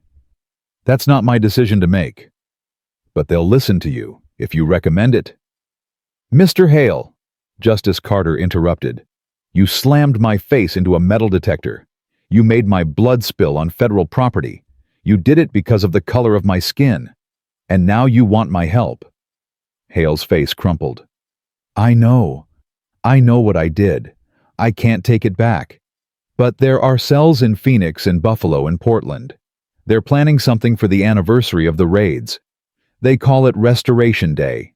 People are going to get hurt." The prosecutor, William Chen, leaned forward. "We need specifics, Hale. Names, locations, plans." For the next 2 hours, Hale provided detailed information about underground Guardian cells that had escaped the initial raids. They'd gone dark after the arrests, but were slowly reorganizing using encrypted communications meeting in private homes instead of federal buildings. "They blame you," Hale said to Justice Carter. "You're their symbol of everything that's wrong with America. Some of them. They talk about making an example." "Are you saying there's a specific threat against Justice Carter?" Chen asked sharply. Hale nodded. "Richard Brennan, He used to run the Phoenix cell. He's obsessed. He has pictures of you on his wall, tracks your public appearances. He says if they can eliminate you, it will inspire others to rise up." The marshals immediately increased their alertness, hands moving closer to their weapons. Justice Carter remained outwardly calm, though her heart raced. "When?" she asked. "The anniversary. March 15th. 1 year since the raids. They want to make a statement." The meeting ended with Hale being placed in protective custody, pending verification of his information. As Justice Carter was escorted out, he called after her. "I'm sorry. I know it doesn't mean anything, but I'm sorry." She turned back to look at him one last time. "You're right, Mr. Hale. It doesn't mean anything, but the information you've provided might save lives, and that means everything." The flight back to Washington was tense. The Marshal Service wanted to put her in protective custody to cancel all public appearances, but Justice Carter refused. "If I hide, they win. They want me to be afraid to show that their intimidation tactics work. I won't give them that satisfaction." Instead, security was quietly increased. Her detail was doubled. Her routes were randomized. Electronic surveillance was heightened around her home and office.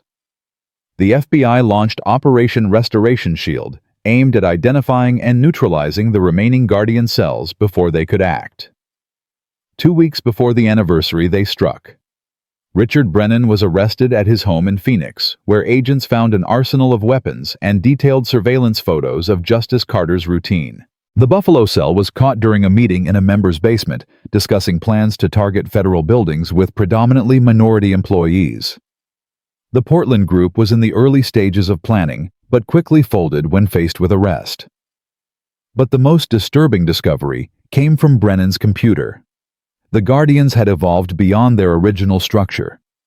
They'd inspired copycat groups across the country, loose affiliations of people who shared their ideology but had no formal connection to the original organization. "It's like cutting the head off a hydra," FBI Director Crawford told Justice Carter during a briefing. "We stopped the Guardians as an organization, but the ideology has metastasized." "Then we keep fighting," she replied. "We keep exposing them, prosecuting them, showing them that there are consequences." The anniversary arrived with nationwide demonstrations. In cities across America, people gathered at federal buildings not to protest, but to celebrate the diversity of the nation. They called it True Restoration Day, reclaiming the term from the extremists. Justice Carter was scheduled to speak at a ceremony at the Atlanta courthouse where she'd been assaulted. Despite the security concerns, she insisted on attending. The courthouse steps were packed with thousands of supporters. The security was overwhelming but necessary. Snipers on rooftops, plainclothes agents in the crowd, metal detectors at every entrance. But also present were the victims of the Guardians' discrimination, standing as witnesses to survival and resistance. As Justice Carter took the podium, she noticed Officer Janet Williams in the front row, now wearing a different uniform.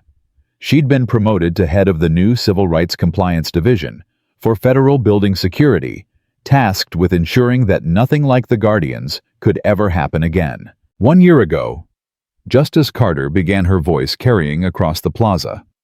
"A man named Marcus Hale thought he could put me in my place because of the color of my skin. He thought his hatred gave him power. He thought wrong." The crowd erupted in applause, but she raised her hand for quiet. "But this isn't just about Marcus Hale or the Guardians.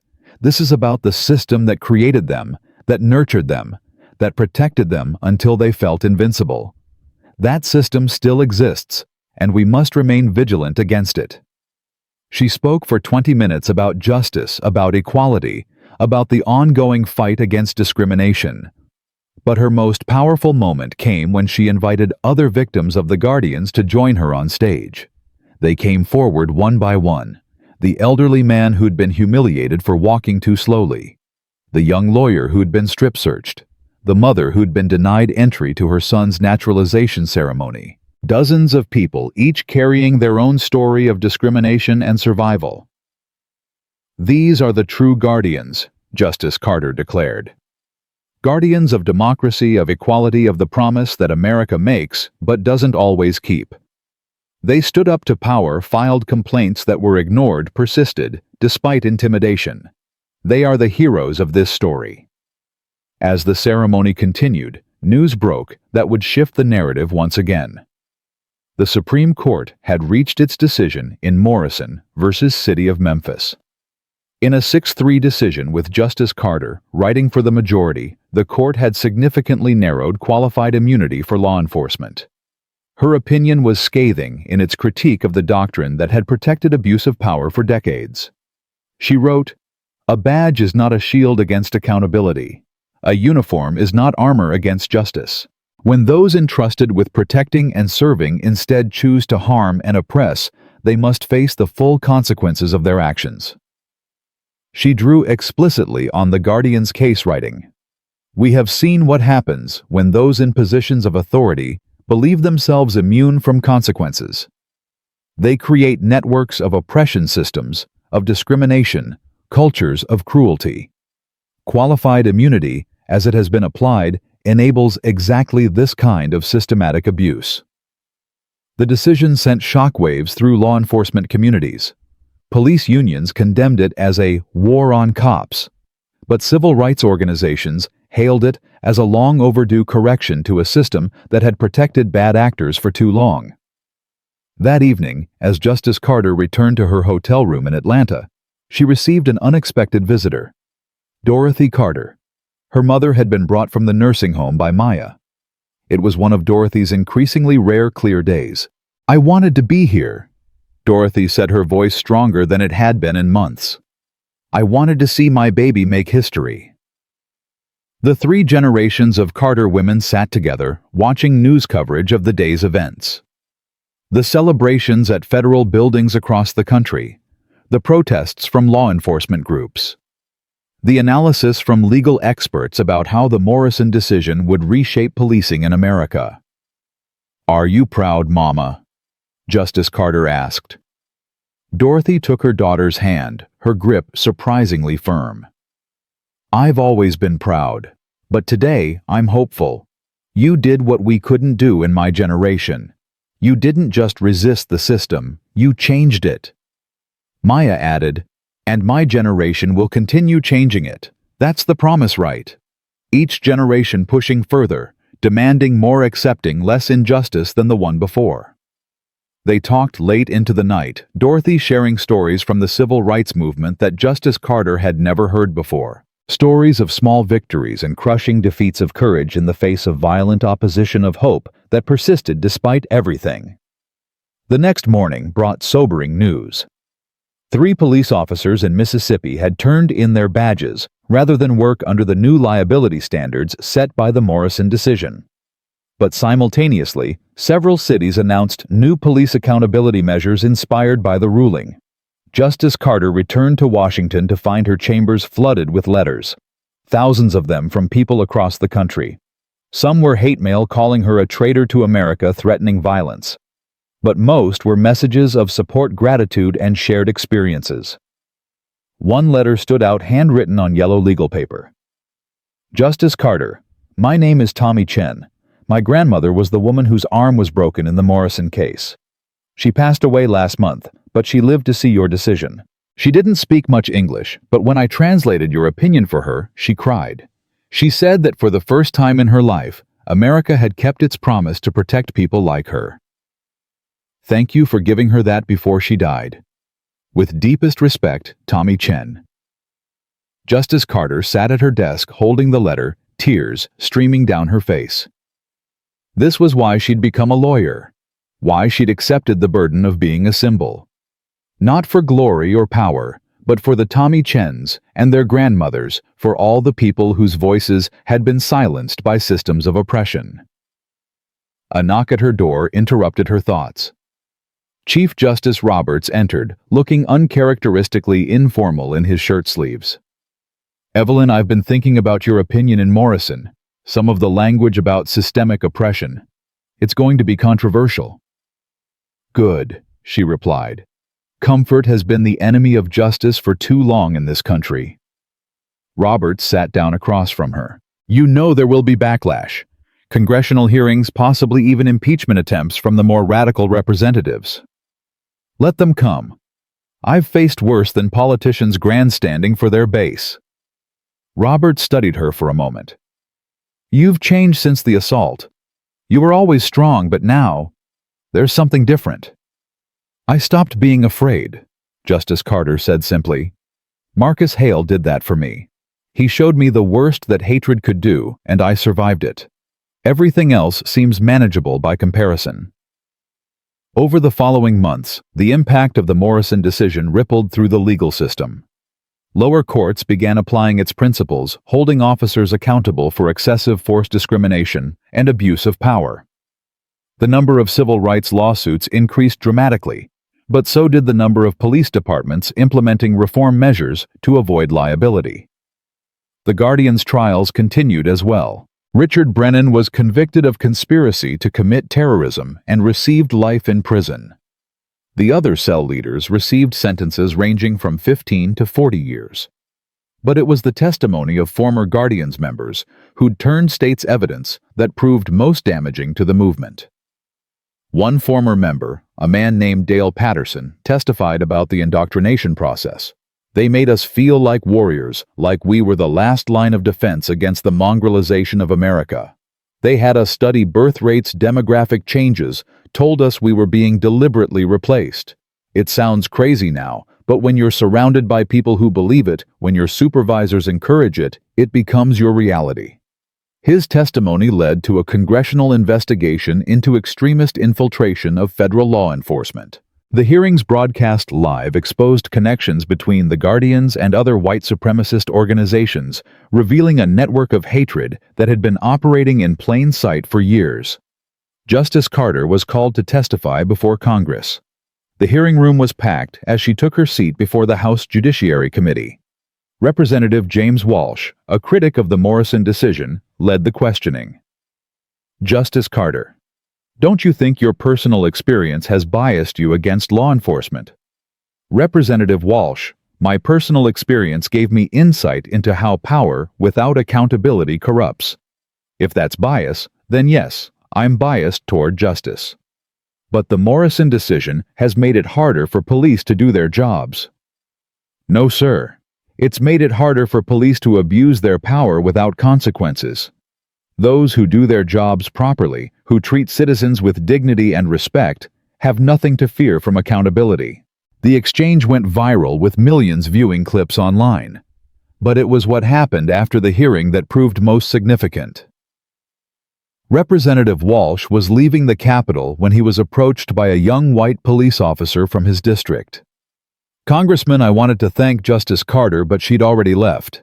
Can you pass on a message? Walsh, surprised, agreed. Tell her that Morrison saved my career. I was being pressured by senior officers to participate in racial profiling to meet quotas that targeted minority neighborhoods. I refused and was facing retaliation. After Morrison, those senior officers were removed and the department cleaned house.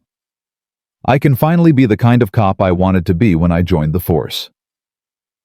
Walsh never publicly admitted to passing on the message, but Justice Carter received it through intermediaries. It reinforced her belief that most people, even most police officers, wanted to do right. They just needed systems that rewarded justice rather than protecting injustice. As the one-year anniversary of the Morrison decision approached, a new challenge emerged. A case called Texas versus Ramirez had made its way to the Supreme Court, challenging whether the Morrison principles applied to immigration enforcement. The case involved ICE agents who'd raided a workplace and detained American citizens who looked illegal. The oral arguments were even more contentious than Morrison. Texas's Attorney General personally argued the case, claiming that immigration enforcement required broader authority than traditional law enforcement. Are you arguing? Justice Carter asked during oral arguments, that immigration agents should have immunity to detain American citizens based solely on their appearance. We're arguing that immigration enforcement is a unique federal responsibility that requires flexibility. Flexibility to violate citizens' constitutional rights based on their ethnicity, Justice Carter pressed. Because that's what happened here. 3 American citizens were detained for hours, denied access to lawyers, threatened with deportation, all because they were Latino. How is that different from what Marcus Hale did to me? The Attorney General struggled to answer, eventually falling back on national security arguments that rang hollow in the courtroom. When the court deliberated, the divisions were stark. But Justice Carter's moral authority on issues of discrimination had grown stronger since her assault. Even justices who might have previously dismissed her concerns as exaggerated now gave them serious weight. The deliberations over Texas v. Ramirez stretched into their 3rd day when Justice Kavanaugh made an unexpected observation that shifted the entire discussion. "I've been reviewing the detention footage from the ICE raid, and there's something disturbing beyond the constitutional violations." The lead agent, Special Agent Morrison, used the exact same phrases Marcus Hale used. "Know your place. You people." It's like they were reading from the same script. Justice Carter felt a chill run down her spine. She pulled up the footage on her tablet, comparing it to the transcript from her assault. The linguistic patterns were unmistakably similar, the same coded language the Guardians had used in their training materials. "We need to inform the FBI," Chief Justice Roberts said gravely. "If the Guardians infiltrated ICE as well." The investigation that followed revealed that Morrison had indeed been a Guardians member who'd escaped the initial raids by being on assignment in Mexico at the time. But more troubling was the discovery that he'd been recruiting within ICE, building a new cell focused specifically on immigration enforcement. The revelation came just as the court was preparing to announce its decision in Ramirez. Justice Carter had written another majority opinion extending Morrison's principles to all federal law enforcement, including immigration agents. But now the case had taken on even greater significance. The opinion announcement day drew massive crowds to the Supreme Court. Immigration activists and enforcement hardliners faced off across the plaza, separated by barriers and police. Justice Carter could see them from her chamber's window as she prepared to deliver the court's judgment. In the courtroom, she read portions of her opinion aloud, her voice steady despite the weight of the moment. "The Constitution does not create categories of citizens with different rights based on their appearance or ancestry. When federal agents detain Americans because they look illegal, they violate the fundamental principle of equal protection under law." She continued, drawing explicit parallels to the Guardians' conspiracy. "We have seen how prejudice, when given the cover of authority, metastasizes into systematic oppression. Whether that authority comes from a security badge, a police shield, or federal credentials, the Constitution demands accountability." The 5-4 decision sent shockwaves through the immigration enforcement system. Within hours, the Department of Homeland Security announced a comprehensive review of ICE practices, and several agents were suspended pending investigation of their connections to the Guardians or similar groups. That evening, Justice Carter received an encrypted message from Robert Sterling, the whistleblower who'd exposed the Guardians network. He'd been in witness protection since testifying, but he'd continued monitoring extremist communications from a secure location. "Justice Carter, they're planning something. Not the Guardians specifically, but their ideological descendants. They're calling it the Rising. Multiple cells, different cities, coordinated attacks on symbols of what they call the replacement system. You're at the top of their target list." The FBI took the threat seriously, especially given Sterling's proven reliability. Justice Carter was moved to a secure location while investigators worked to identify and locate these new cells. For 2 weeks, she conducted Supreme Court business, remotely reviewing briefs and participating in conferences via secure video link. The isolation gave her time to reflect on how profoundly her life had changed since that morning in Atlanta. She'd become more than a justice. She'd become a symbol of resistance to some and a target of hatred to others. The weight of that symbolism was exhausting. Maya visited her in the safe house, bringing news from the outside world and a dose of normalcy. "Mom, you've started something that can't be stopped. Law schools are teaching entire courses on the Morrison-Ramirez doctrine. Police academies are redesigning their training programs. You're literally reshaping American law enforcement. At what cost?" Justice Carter asked, gesturing around the safe house. "I can't even go to the grocery store without a security detail." "The cost of change has always been high," Maya replied, echoing wisdom passed down from her grandmother. "But the cost of accepting injustice is higher." The FBI's investigation into the Rising proved fruitful but disturbing. Unlike the Guardians, which had been a hierarchical organization, the Rising was more like a cancer, multiple independent cells inspired by the same ideology, but operating autonomously. They'd learned from the Guardians' mistakes, maintaining operational security and avoiding digital communications that could be traced. One cell was uncovered in Seattle when a member's ex-girlfriend, frightened by his increasingly violent rhetoric, contacted authorities. Another was exposed in Miami when an undercover FBI agent infiltrated their meetings. But authorities estimated at least a dozen cells remained active. The breakthrough came from an unexpected source. Marcus Hale from his federal prison cell had been monitoring the extremist inmates and correctional officers sympathetic to the Guardians. He'd compiled detailed intelligence on the Rising's prison network, including plans being coordinated through coded messages in the prison mail system. "They're planning for April 19th, Hale told federal investigators during a secured debriefing. "The anniversary of Oklahoma City. They want to surpass it, to inspire a real uprising this time." The information Hale provided led to a massive law enforcement operation. On April 17th, 2 days before the planned attacks, simultaneous raids were conducted in 15 cities. 43 members of the Rising were arrested, and authorities seized weapons, explosives, and detailed attack plans. Among the seized materials were plans to assassinate Justice Carter during a public appearance, bomb federal buildings in cities with diverse populations, and attack civil rights organizations. The scope of the prevented carnage was staggering. Justice Carter watched news of the raids from the safe house, feeling a mixture of relief and dread. The extremist Hydra seemed to grow new heads faster than they could be cut off. How many more Marcus Hales were out there waiting for their moment to strike? The answer came unexpectedly from Marcus Hale himself.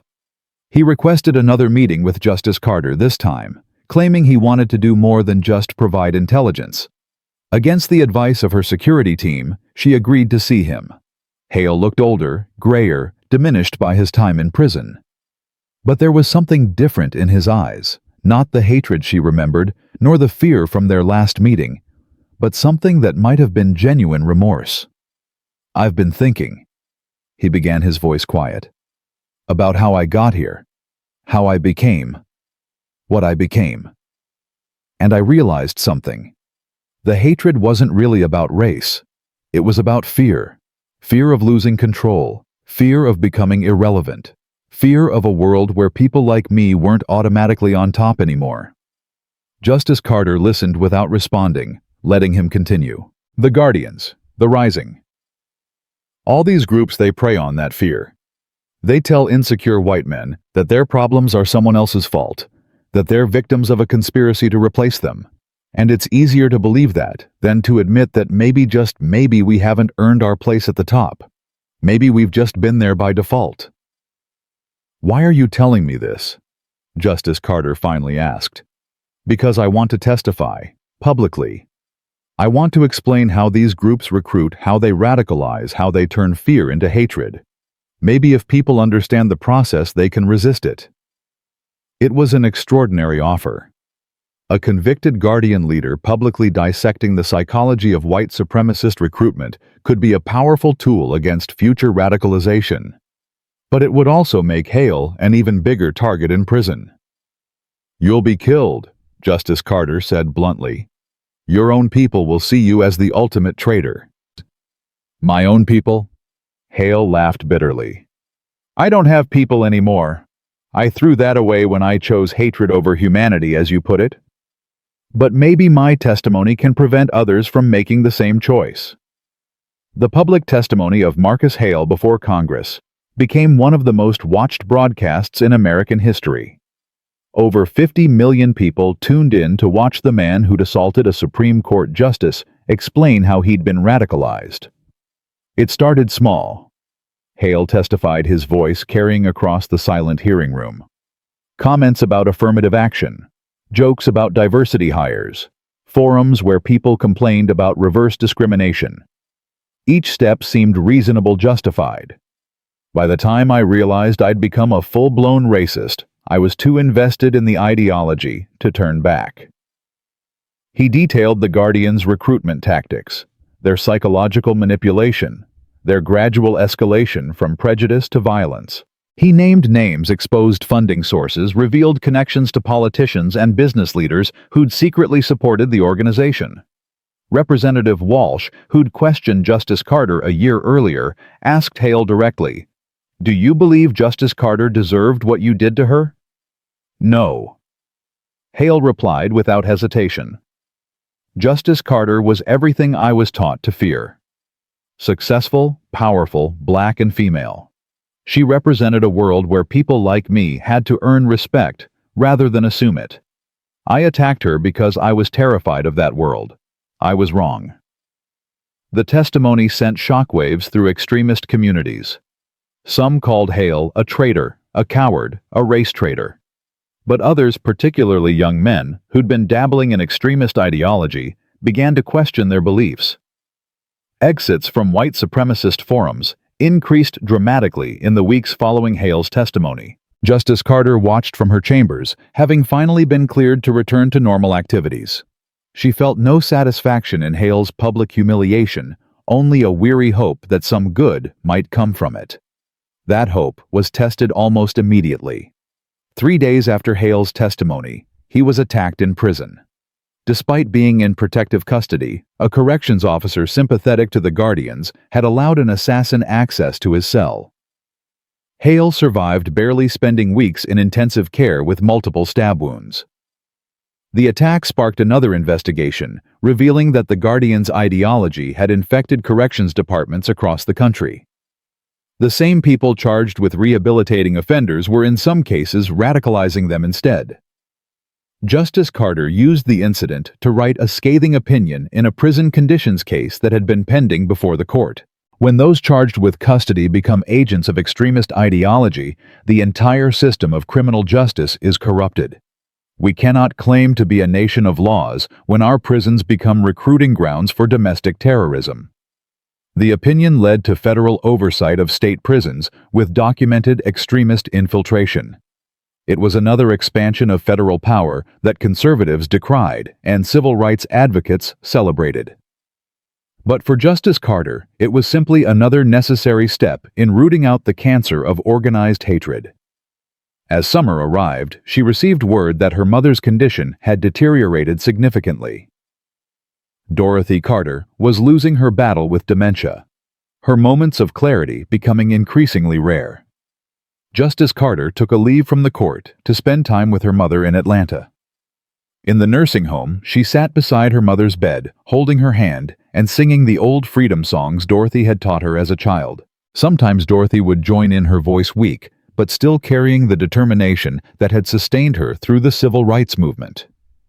During one of Dorothy's clearer moments, she gripped her daughter's hand tightly. "Evie, did we win?"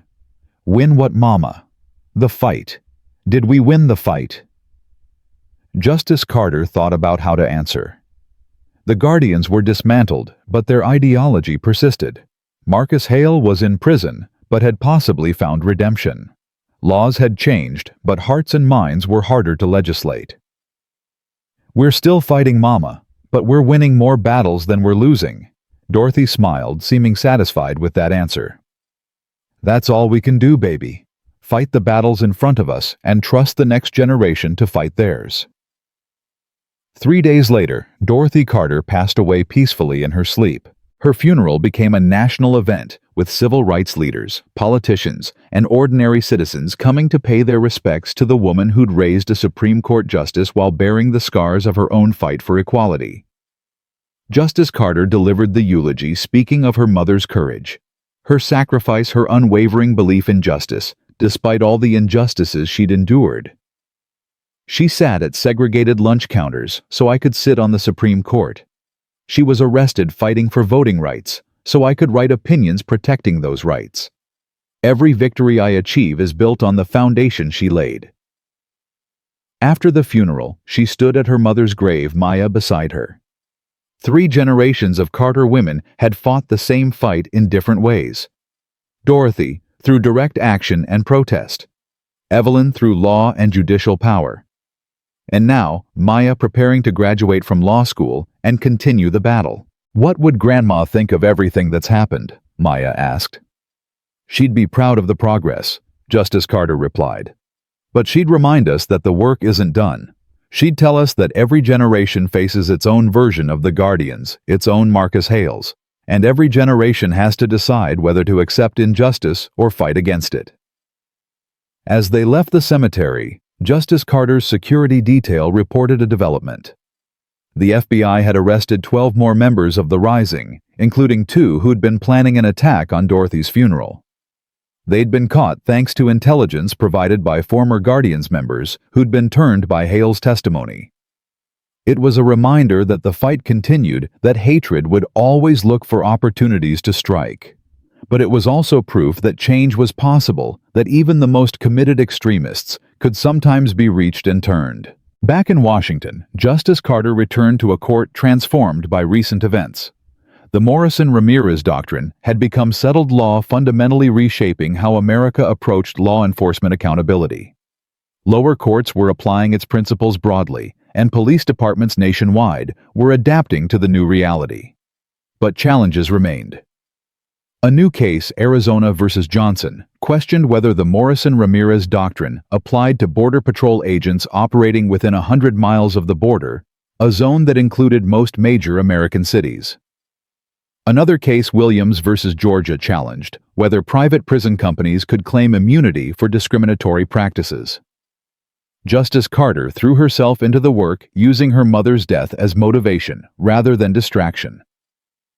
Each opinion she wrote, each vote she cast, was a continuation of Dorothy Carter's legacy. The Arizona case oral arguments brought another packed courtroom. The state's attorney argued that border security required special exceptions to constitutional protections. "So your position," Justice Carter said during questioning, "is that the Constitution doesn't fully apply to the 2/3 of Americans who live within 100 miles of a border." "Not exactly, Your Honor." "Then what exactly? Either the Constitution applies equally to all Americans, or it doesn't. Which is it?" The attorney struggled to articulate a position that didn't sound like advocacy for a constitutional gray zone where rights could be suspended based on geography. Justice Carter pressed harder. "Let me pose a hypothetical. A Border Patrol agent stops an American citizen of Mexican descent in San Diego, demands papers, and detains him when he can't immediately prove citizenship. Under your theory, that agent should be immune from lawsuit, even if the stop was based purely on ethnicity. The agent would be performing a vital security function. That wasn't my question. Should that agent be immune from accountability for violating an American citizen's constitutional rights based on their appearance?"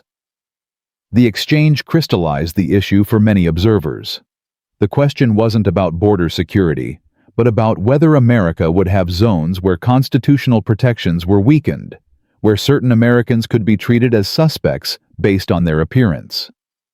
During the court's deliberations, Justice Carter made an impassioned argument. "We're being asked to create a 2-tiered system of justice where your rights depend on your zip code. That's exactly the kind of system the Guardians wanted, different rules for different people based on arbitrary categories." Her argument swayed Justice Barrett, who'd been on the fence. "I hadn't thought of it in those terms," Barrett admitted. "But you're right. We can't create constitutional carve-outs that would inevitably be used to target specific populations." The court ruled 6-3 that the Morrison-Ramirez Doctrine applied fully to Border Patrol agents, with Justice Carter writing another landmark opinion. "The Constitution is not a document of convenience applicable only when and where it doesn't complicate law enforcement. It is the supreme law of the land, protecting all Americans equally, regardless of their proximity to a border or their ethnic appearance." The decision sparked fierce debate, with some calling it a threat to national security, and others hailing it as a crucial protection of civil rights. But the real-world impact was immediate. Border Patrol agencies began retraining programs focusing on probable cause rather than ethnic profiling. Civil rights lawsuits that had been dismissed under immunity doctrines were revived. Marcus Hale, recovering from his assassination attempt, sent a letter to Justice Carter from his hospital bed. She debated whether to read it, ultimately deciding she needed to know what he had to say. "Justice Carter," he wrote in shaky handwriting, "I read about your mother's passing. I know I have no right to offer condolences, but I'm sorry for your loss. I've been thinking about mothers lately. Mine died when I was 15 before I became what I became. I wonder what she'd think of me now. I wonder if she'd recognize the boy she raised in the man I became. Your mother raised a fighter for justice. Mine raised a boy who became an agent of injustice. The difference wasn't in the mothers, but in the choices the children made. I chose wrong. Every day I chose wrong. But your opinions, your words, they're giving others the chance to choose differently. That's what justice really is, isn't it? Not just punishment for wrong choices, but the opportunity to make right ones. I'll never fully atone for what I did to you, but I'll spend whatever time I have left trying to prevent others from making my choices. Your mother's legacy lives on through your work. Perhaps my mother's memory can be salvaged through my testimony against hate. Respectfully, Marcus Hale." Justice Carter set the letter aside, unsure how to feel about Hale's apparent transformation. Was it genuine remorse, or just the desperate plea of a man facing decades in prison? Did it matter as long as his testimony continued to turn people away from extremism?